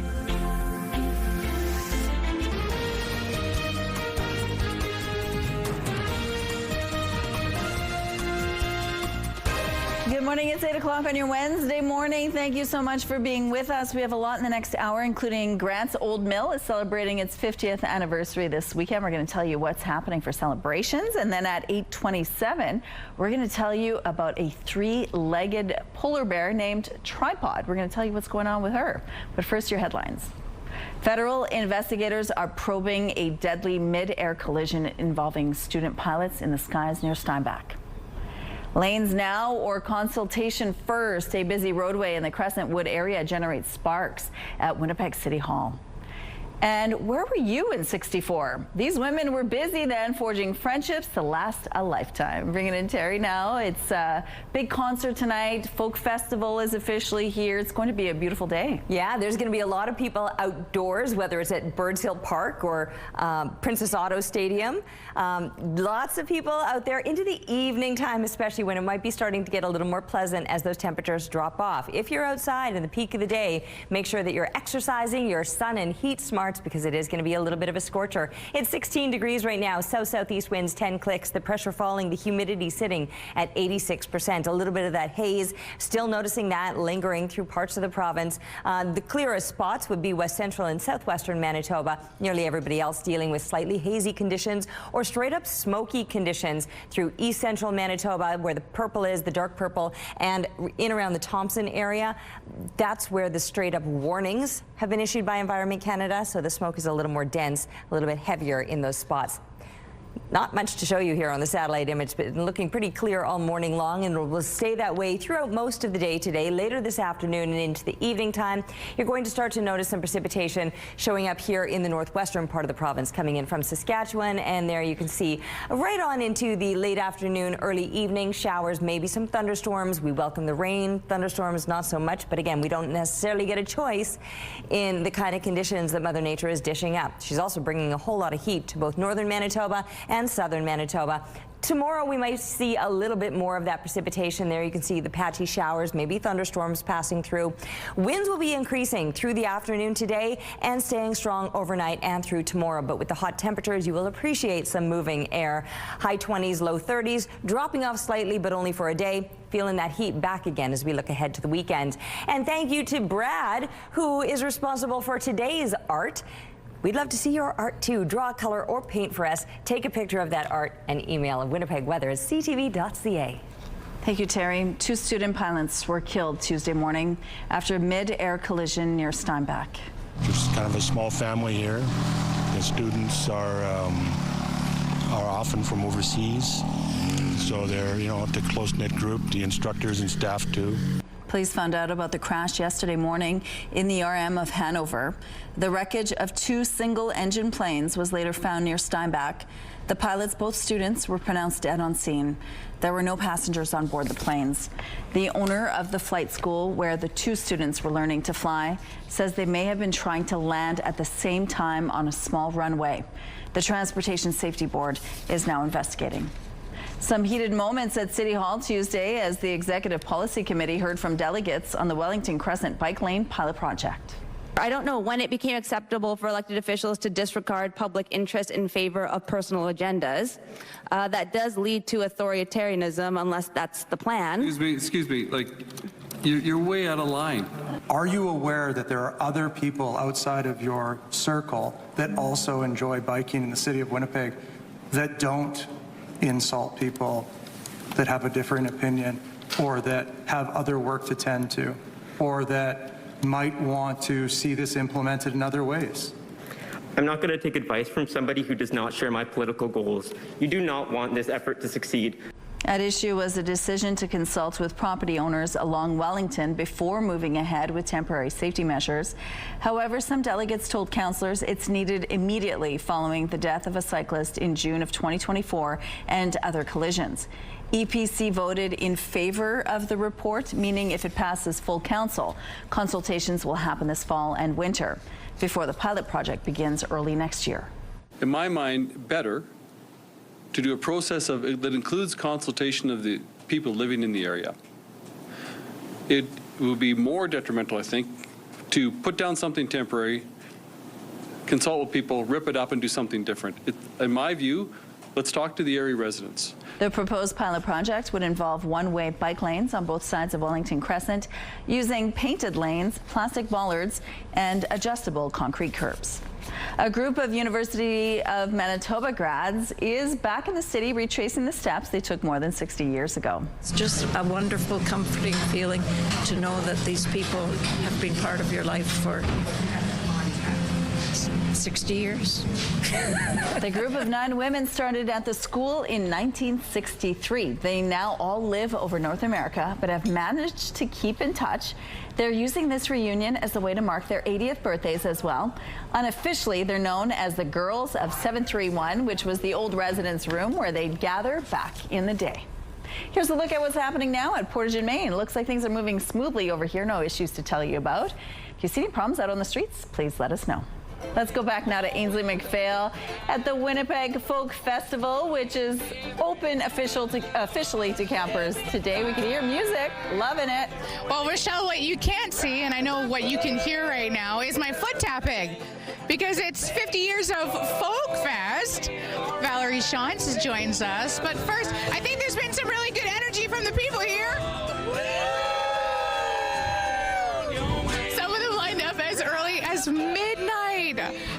What is it? How does it feel to be able to actually see all of the hard work come to light? I love it. You know, we take well over a year to plan every festival, and this is our Christmas morning when everybody turns up and is so excited to be here and showing such passion for just being at the festival. So it's great. This is speaking to my heart. And 50 years of it as well. Milestones being shown, literally projected. Tell us about that. Well, we have a couple of things. One is that we have a photo exhibit that's up, which sort of shows the history of our festival. And every night for Main Stage, we are also going to be showing a collection of short films that is about people's favorite memories of Folk Fest. So that's about 5 minutes every night. We'll show a different one, and I think that's going to be really fun too. Not to mention all the music. And the sheer volume of people here too. I've seen some people with kids here camping out so early. Tell us about the variety, how you've got old to young, really reflecting on that 50 years. It is not unusual for us to see 4 generations at the festival. So many people have grown up at the festival. It's an important part of their family tradition to meet here. And yeah, I mean, that's why we have a kids area. That's why we have lots of great grandparents here, as well as children, as well as everybody in between. And people might be surprised to know that there are some things available. What are those things? Well, we do still have some tickets available. It's true. We have single-day tickets available, and we do have some camping left. So that's great. I hope people will visit our website at winnipegfolkfestival.ca and buy up those last tickets. And yeah, the thing about the camping too is that they might have to elbow these guys who came in at midnight for the best spot. Winnipeg Folk Fest kicked off this morning. One more shout for everyone. Okay, thank you, Ainsley. A group of Canadian physicians, nurses, and pharmacists is calling for the elimination of barriers to cancer treatment in Canada. CTV's Pauline Chan has more on the changes they're seeking. When it comes to patients accessing new medications, Canada has an abysmal record. So compared to other countries, we're the second slowest in the OECD, like 19 out of 20.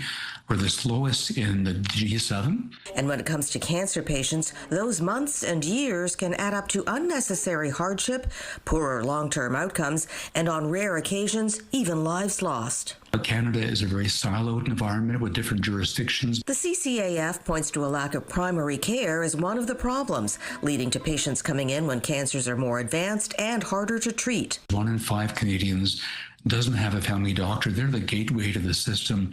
So basics of getting ultrasounds, CTs. It also says physicians waste too much time on paperwork, like writing out applications for compassionate access to drugs, which are still in the process of being approved or funded. Physicians spend 8.5 million hours per year on administrative tasks, time that could be spent on 55.6 million patient visits. And there's a huge differential not from province to province, but hospital to hospital.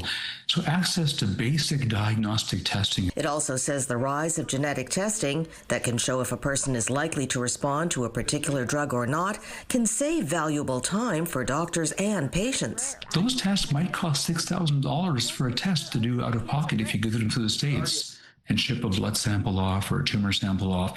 We can do them in Canada for $900 locally in our hospitals. But it says Canada doesn't even have a standardized process to refer patients, let alone the equipment and skilled staff across the country to make genomic testing available and equitable for all Canadians.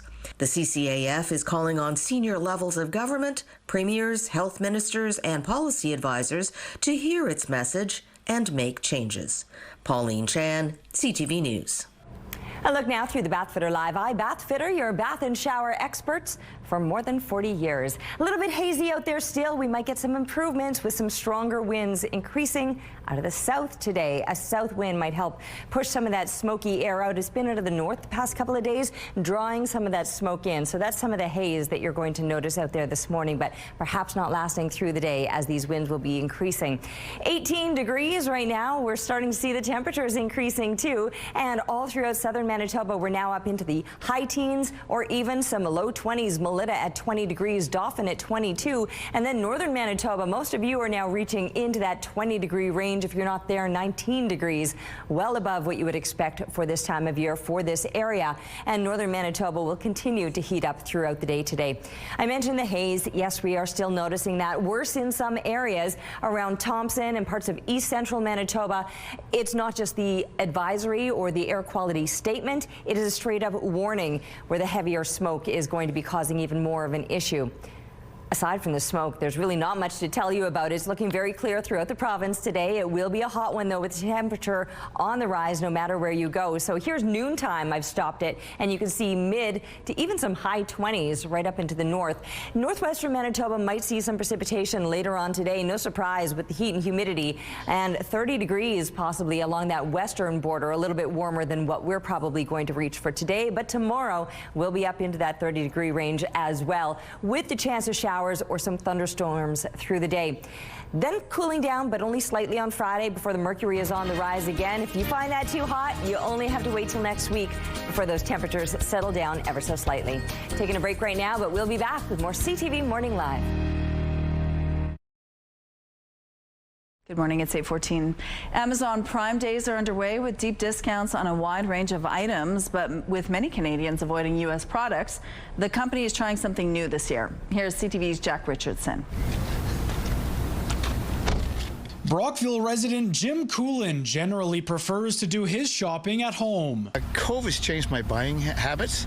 I find it easier to shop online. But he's also trying to buy Canadian and says finding local products can be a challenge online. If I need a particular thing, and if it's not Canadian made and I need it, I'm going to have to pay for it. This year, one of the largest online shopping events, Amazon Prime Day, is making it easier for shoppers looking for made in Canada products, with an entire section called the Canada Showcase. I use Amazon and Prime, but I don't do much for the Prime Days. But if I had a choice to pick Canadian, I absolutely would. They have a lot more Canadian products, Canadian vendors that are being profiled. Amazon Prime has more than 200 million members across the world. The American-based company taking note of consumer trends. I think they've read the room and realized Canadians are fairly patriotic right now based on what's happening between ourselves and the United States. But is it enough to gain the business of people trying to keep their money in Canada? According to Coolin, it is. I think that is absolutely,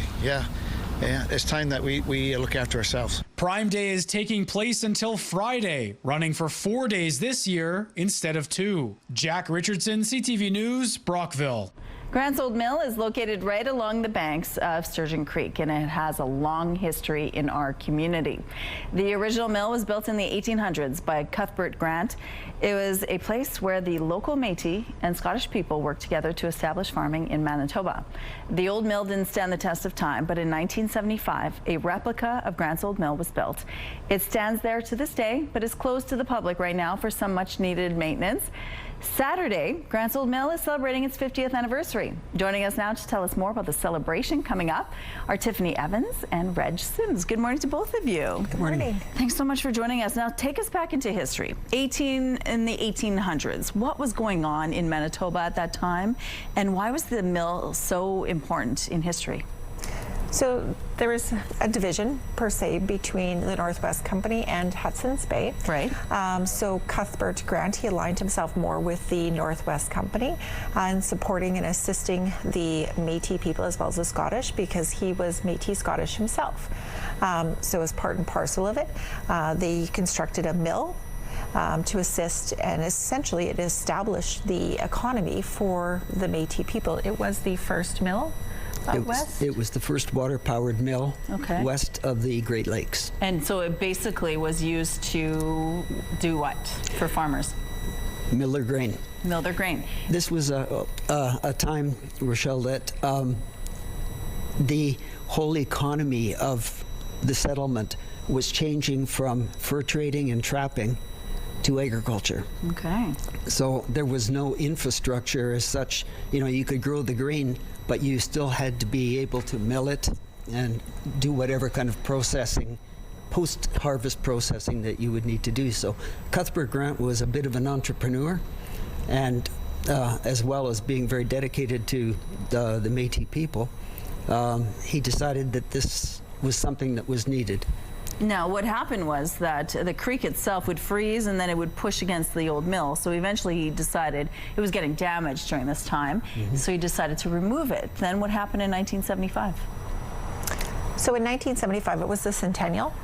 And there was a group of individuals who decided to pay homage to the mill, and they went and they got some funding from various organizations. So the Richardson Foundation, Cargill, the Rotary Club, as well as the City of Winnipeg, and the government of Manitoba. And so for just over, I think it's about $113,000 at the time, they constructed the mill, to which we now see on the cornerstone there of Portage Avenue and Booth. It's quite an item to take in. It's beautiful, but right now it's not accessible to the public, right? What happened? That's right. As with any building, especially log buildings, they do deteriorate. And once the logs start to rot, it gives access to rodents, to weather, and everything else. So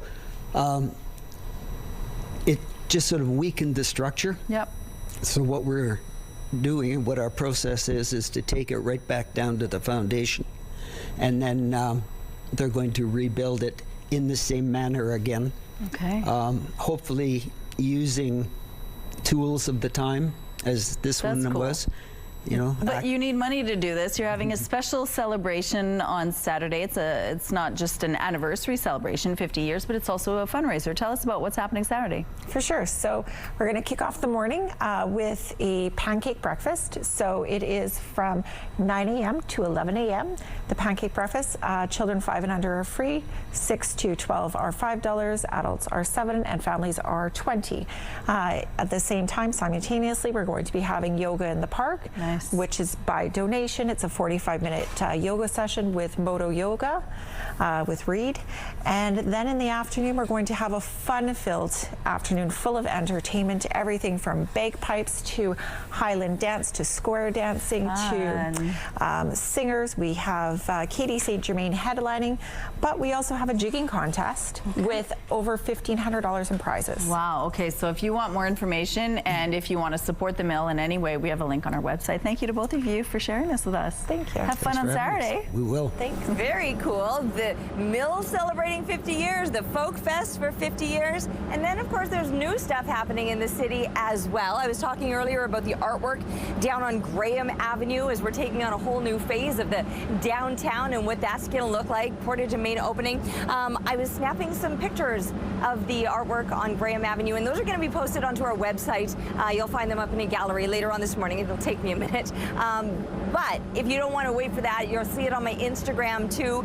I just want to remind people, if you're working outside today, whether it's painting the streets or doing some of the construction around the city, take some water with you. Make sure you're slathering up with sunscreen, staying hydrated, and then even taking some breaks. Once we're reaching those peak temperatures, it's going to be hot today, no matter where you are in the province. In fact, this is not just a Winnipeg thing. All of Manitoba feeling the heat as those temperatures ramp up either into the high 20s or low 30s. So make sure you're exercising your heat smarts, your sun smarts, and all of that. A little bit of precipitation later today in the northwest. We'll be moving into the northeast overnight. We might see some showers or thunderstorms on tap tomorrow, but the temperatures, they're only going to get hotter for tomorrow, so brace yourself for even more of that heat. And this little guy enjoying a snack of corn on the cob. It was meant for the birds, but he doesn't mind. Thanks to Tanya for the photo. Keep them coming, please, to Winnipeg weather at ctv.ca. CTV Morning Live Weather brought to you by Mr. Lube Plus Tires. Same-day oil and tire changes. Canada's benchmark stock index, the S&P TSX Composite, fell by nearly 0.5 percentage point yesterday and will begin today's trading day at 26,903 points. Meanwhile, futures contracts on the main U.S. stock market indices were higher this morning. European stocks were also in positive territory. U.S. President Donald Trump's pledge to put a 50% tariff on copper shipped into the United States threw the copper market into turmoil yesterday. At one point, the price of copper traded in the New York futures market surged by 17%. Share prices of Canadian copper miners spiked higher, then gave up those gains almost immediately. And the price of copper traded in London was down this morning.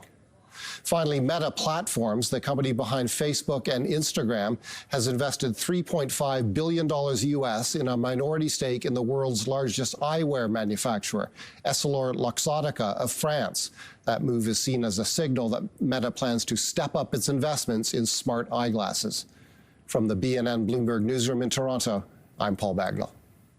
CTV Morning Live is brought to you by Robin's Donuts, your favorite stop.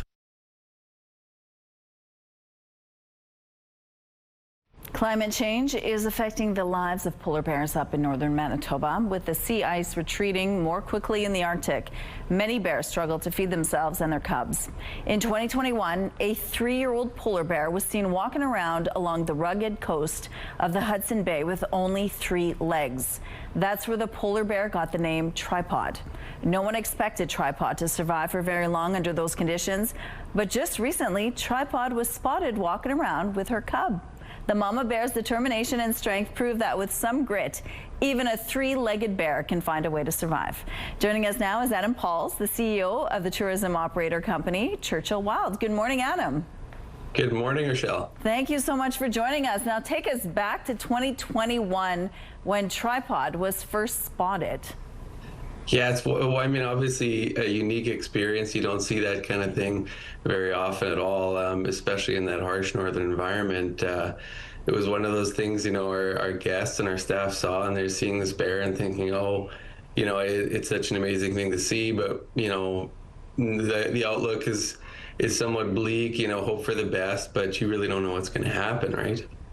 And what do you think caused this injury for tripod? Most likely in the spring and the fall, as the sea ice, you know, forms and breaks up, you have large sheets and pans moving around, and if you get rough weather, it can really rock around, and most likely got her legs stuck between a couple big pieces of ice that you know, either pinched it or you know, harmed it enough that it ended up falling off later. Wow, it's hard for healthy 4-legged polar bears to survive right now, never mind a 3-legged bear. What was the survival expectation for tripod? Oh, like we said, really bleak. I mean, you know, polar bears in general have to go, you know, 4 or 5 months without, typically without really eating. We call it a walking hibernation throughout the summer. But then mothers, you know, beyond that, it's just incredible what they go through. I mean, they'll come off the ice, you know, in July, and they, you know, typically have to wait till December to really get out there and hunt seals again. Mm-hmm. And, but the year when they have cubs, they trek way inland, you know, up to 100 kilometers or more sometimes to make a den. You know, then they'll have a cub, then they need to nurse the cub. They'll walk all the way back out to the sea ice, typically around late February, March. So now they've gone, you know, 9 months without eating, plus the demands of nursing. It just seems nearly impossible that any bear could do it. Never mind one that's, you know, missing pretty key feature in life. No kidding. So now tell us about the recent spotting of Tripod, because we're looking at some of the videos here and she looks pretty healthy. Yeah, she really does. So when we went to open up the lodge this year, we typically go with, our lodge managers, a few key staff, and some people to do some work. And she was actually the first bear we spotted, which was pretty crazy. I think Ben was the one who's seen her first. And she came around the point, and then out pops a cub we didn't even know was in tow. So what a story! And I mean, obviously she's so recognizable, so you know exactly who she is. Yeah, and even her cub looks like it's having a good time. It looks healthy and.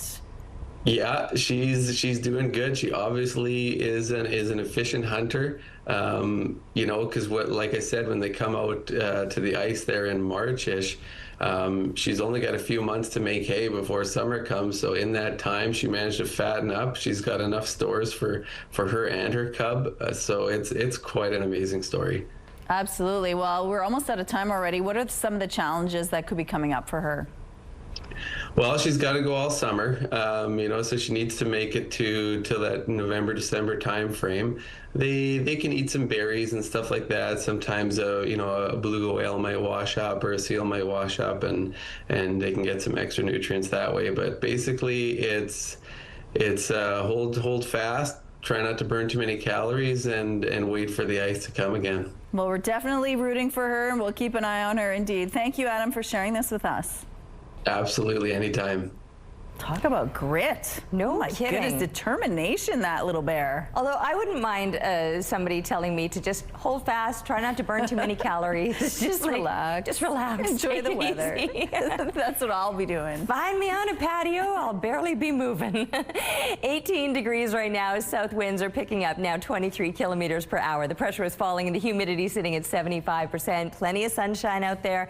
Those temperatures, they're already starting to ramp up. It is going to be a hot one today. A little bit hazy too. We've been talking about the smoke now for the past couple of days after warnings or statements were reissued by Environment Canada a couple of days back, with Thompson upgraded to the straight up warning a couple of days back, and now East Central Manitoba included in that warning. If it's not the warning regarding the smoke or the haze, it's the heat.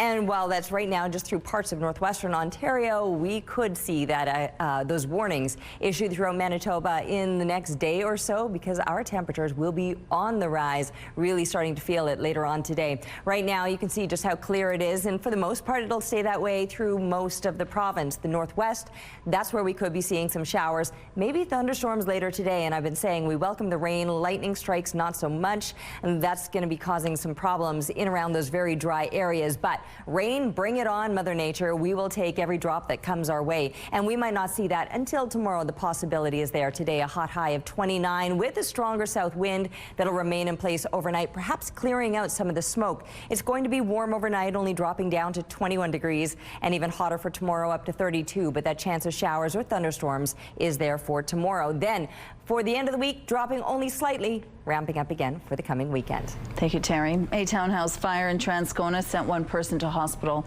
in critical condition.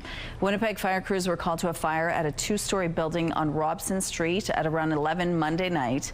After fighting the fire from outside, firefighters went into the suite and finished putting out the flames. There, they found a person needing medical help. Paramedics took the person to hospital in critical condition. The fire paramedic service says damages were contained to the one suite. Investigators are now determining what started the fire. Winnipeg homeowners will not have the option to opt out of the city's planned new water meter system. The smart technology allows meters to be read remotely from a central location using radio transmitters. EPC voted 4-2 against a motion yesterday to allow alternative options, including not having a transmitter installed on the property with proof of a medical exemption. 65% of the city's 221,000 water meters are past their service life and need to be replaced. Former Amazon workers in Quebec are protesting as some people look for deals on Prime days.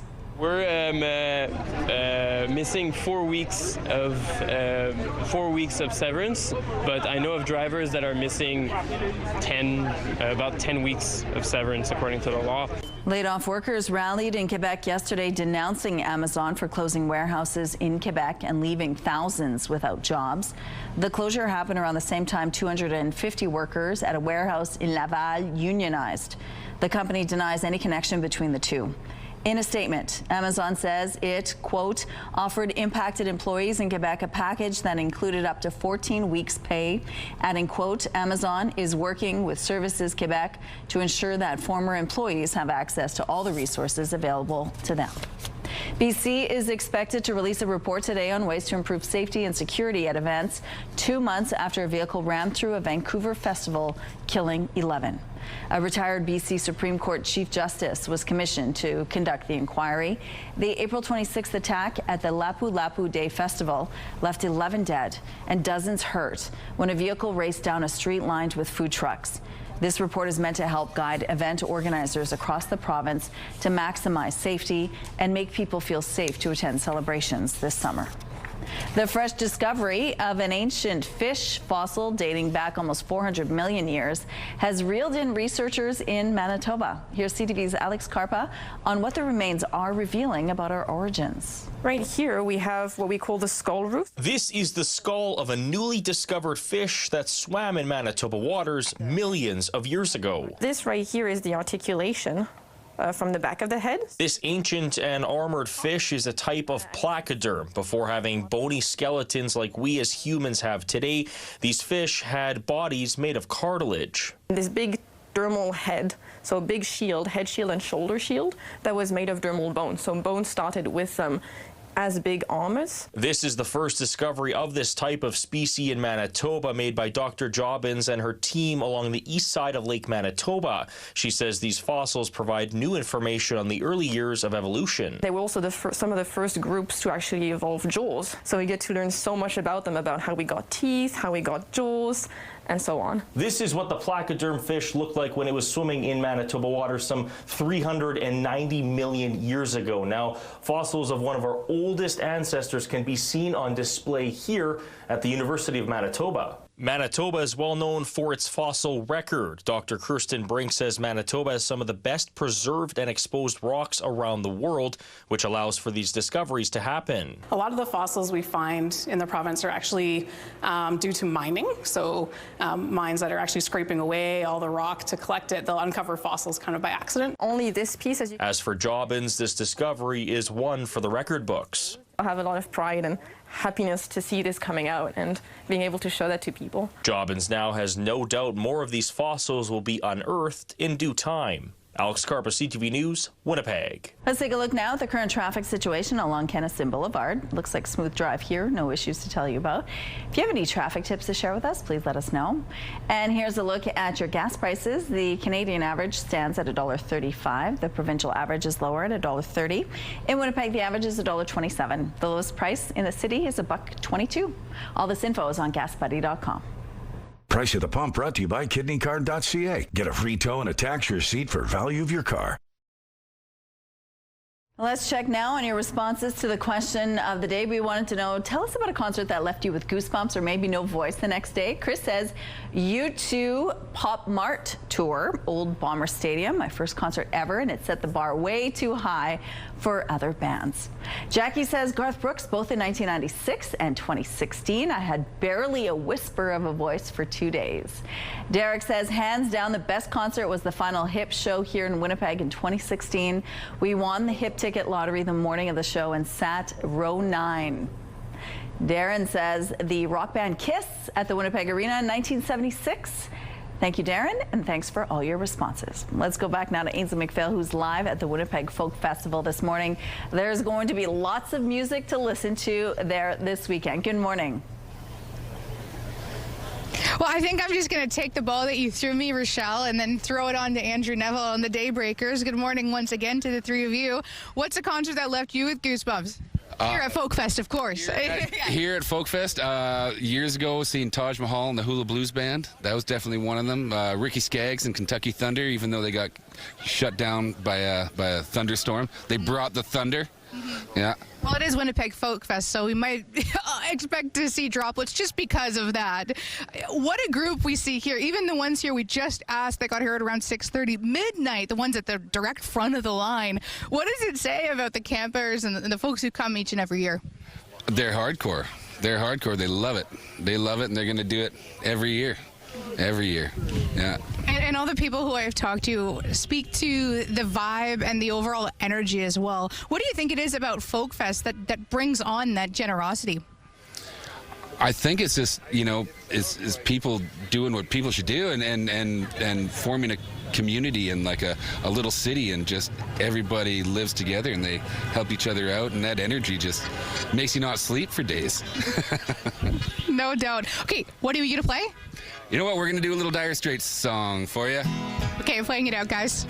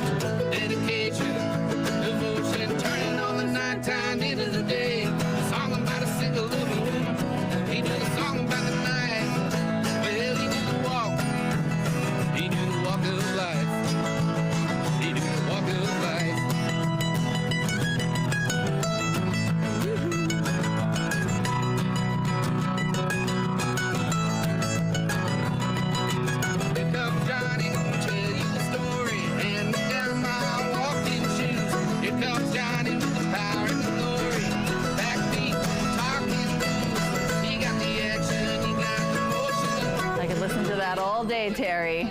Oh my goodness, it really gets you excited to hang outside and listen to some music. Isn't that just the case? Something like that to kind of set the scene first thing this morning. Yep. If you're going out to the Folk Festival, be smart about the time that you're spending out there. Slather up now. Remember to reapply. You're going to need to be doing that throughout the day today, and stay hydrated. I'm talking about water. Yeah, I mean, all sorts of other hydration methods, but water most important. Now, as far as the conditions go, the sun is just going to keep heating up today. There will be a bit more of a breeze increasing, although we're at a 23k wind right now. It might top out at about 30 clicks, and I'm not really noticing much relief from that breeze. And we're nowhere close to the heat of the day. That'll be happening into the mid-afternoon. That might be the time that you want to take a little siesta. Find yourself a spot in the shade, or maybe even some AC. Do your best to kind of keep cool once we're reaching those peak temps. For northern Manitoba, starting in the northwest later on into the afternoon or evening time, the chance of some showers, maybe some thunderstorms, a bit of precipitation rolling through. Starting in the northwest, as I mentioned, but pushing into the northeast overnight. We have a chance of precipitation tomorrow, still in the same form. Showers, maybe some thunderstorms, as the temperatures only get hotter. Taking a break right now. We'll be back with more on CTV Morning Live. CTV Morning Live Weather is brought to you by Destination Dinner Stage, Manitoba's only musical dinner theater. Good morning, it's 8:45. The Transportation Safety Board of Canada says it's deploying a team of investigators to the scene of a fatal mid-air collision Tuesday morning near Steinach. 2 pilots are dead after their planes collided. The Cessnas crashed into a cattle farm near a local flight school. Devastated. It's really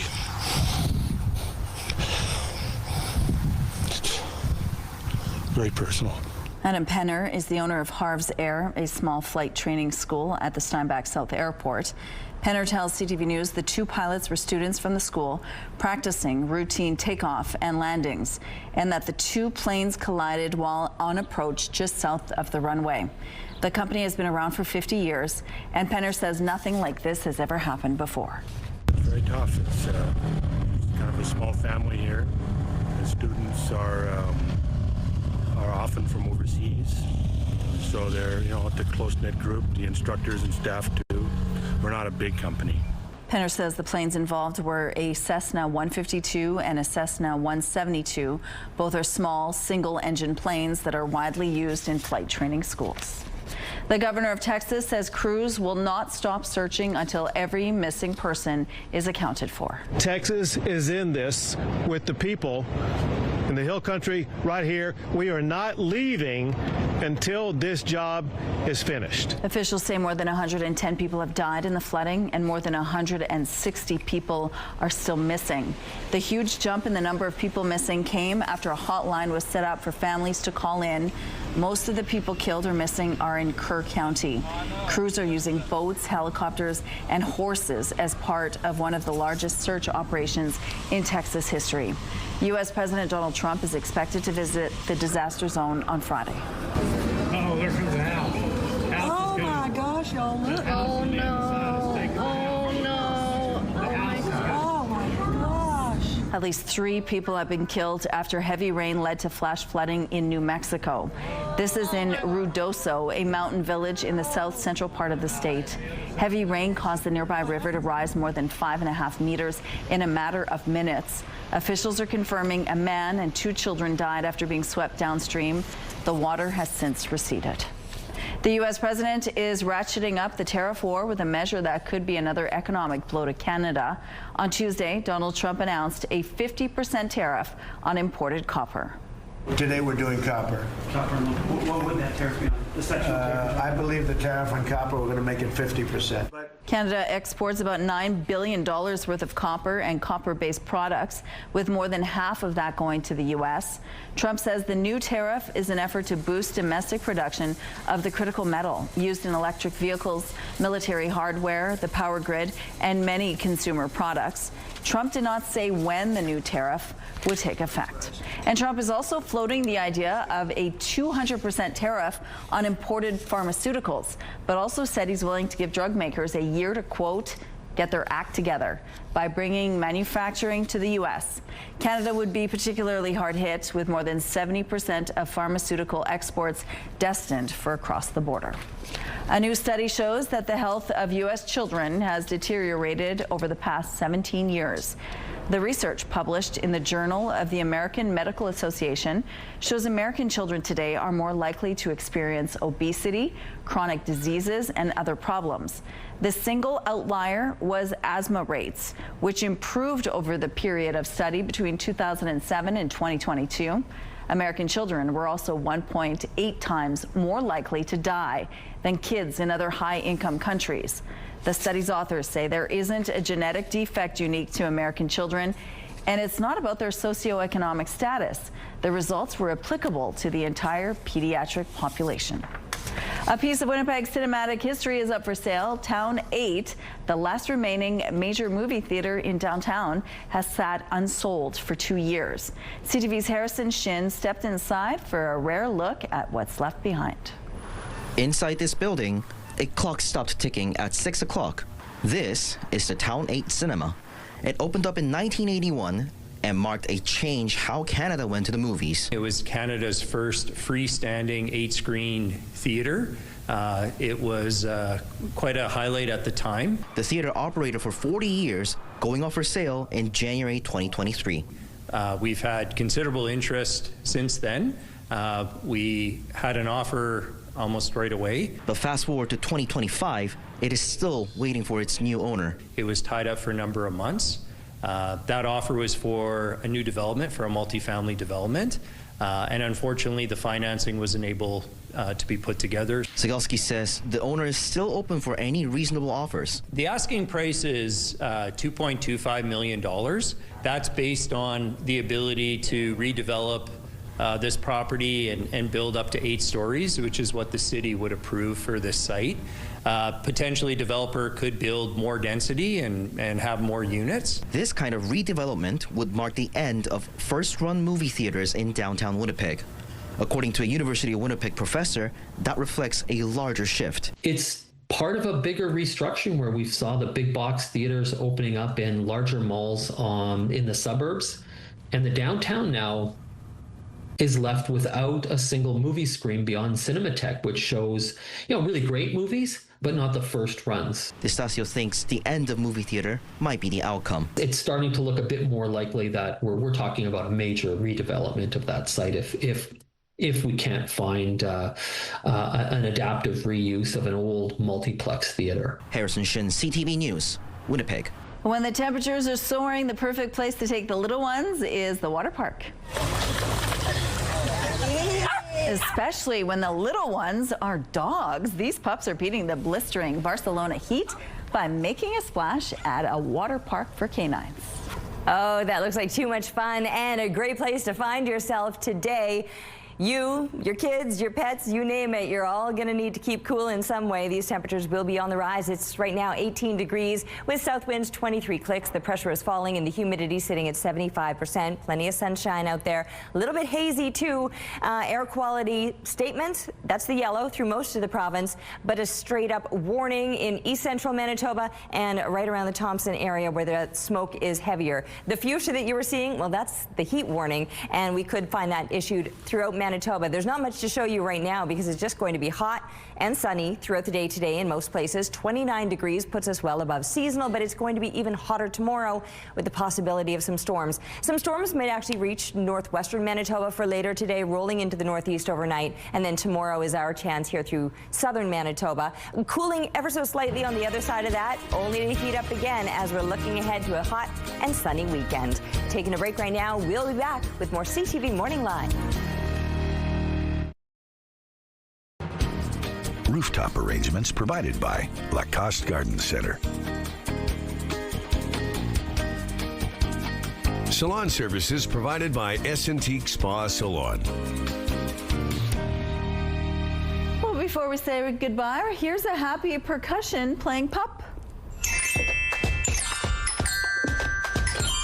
Simba's testing out his new instrument with excitement. He's been upgraded from a xylophone to this glockenspiel and is already making new music. Apparently, you can check him out on Spotify under Pet Direction. Find him at the Folk Fest next year. I might just check that out. And staying with pooches, here's a calm doggo. Look at this lab living his best life, swinging beats, walking any day. Look at his legs.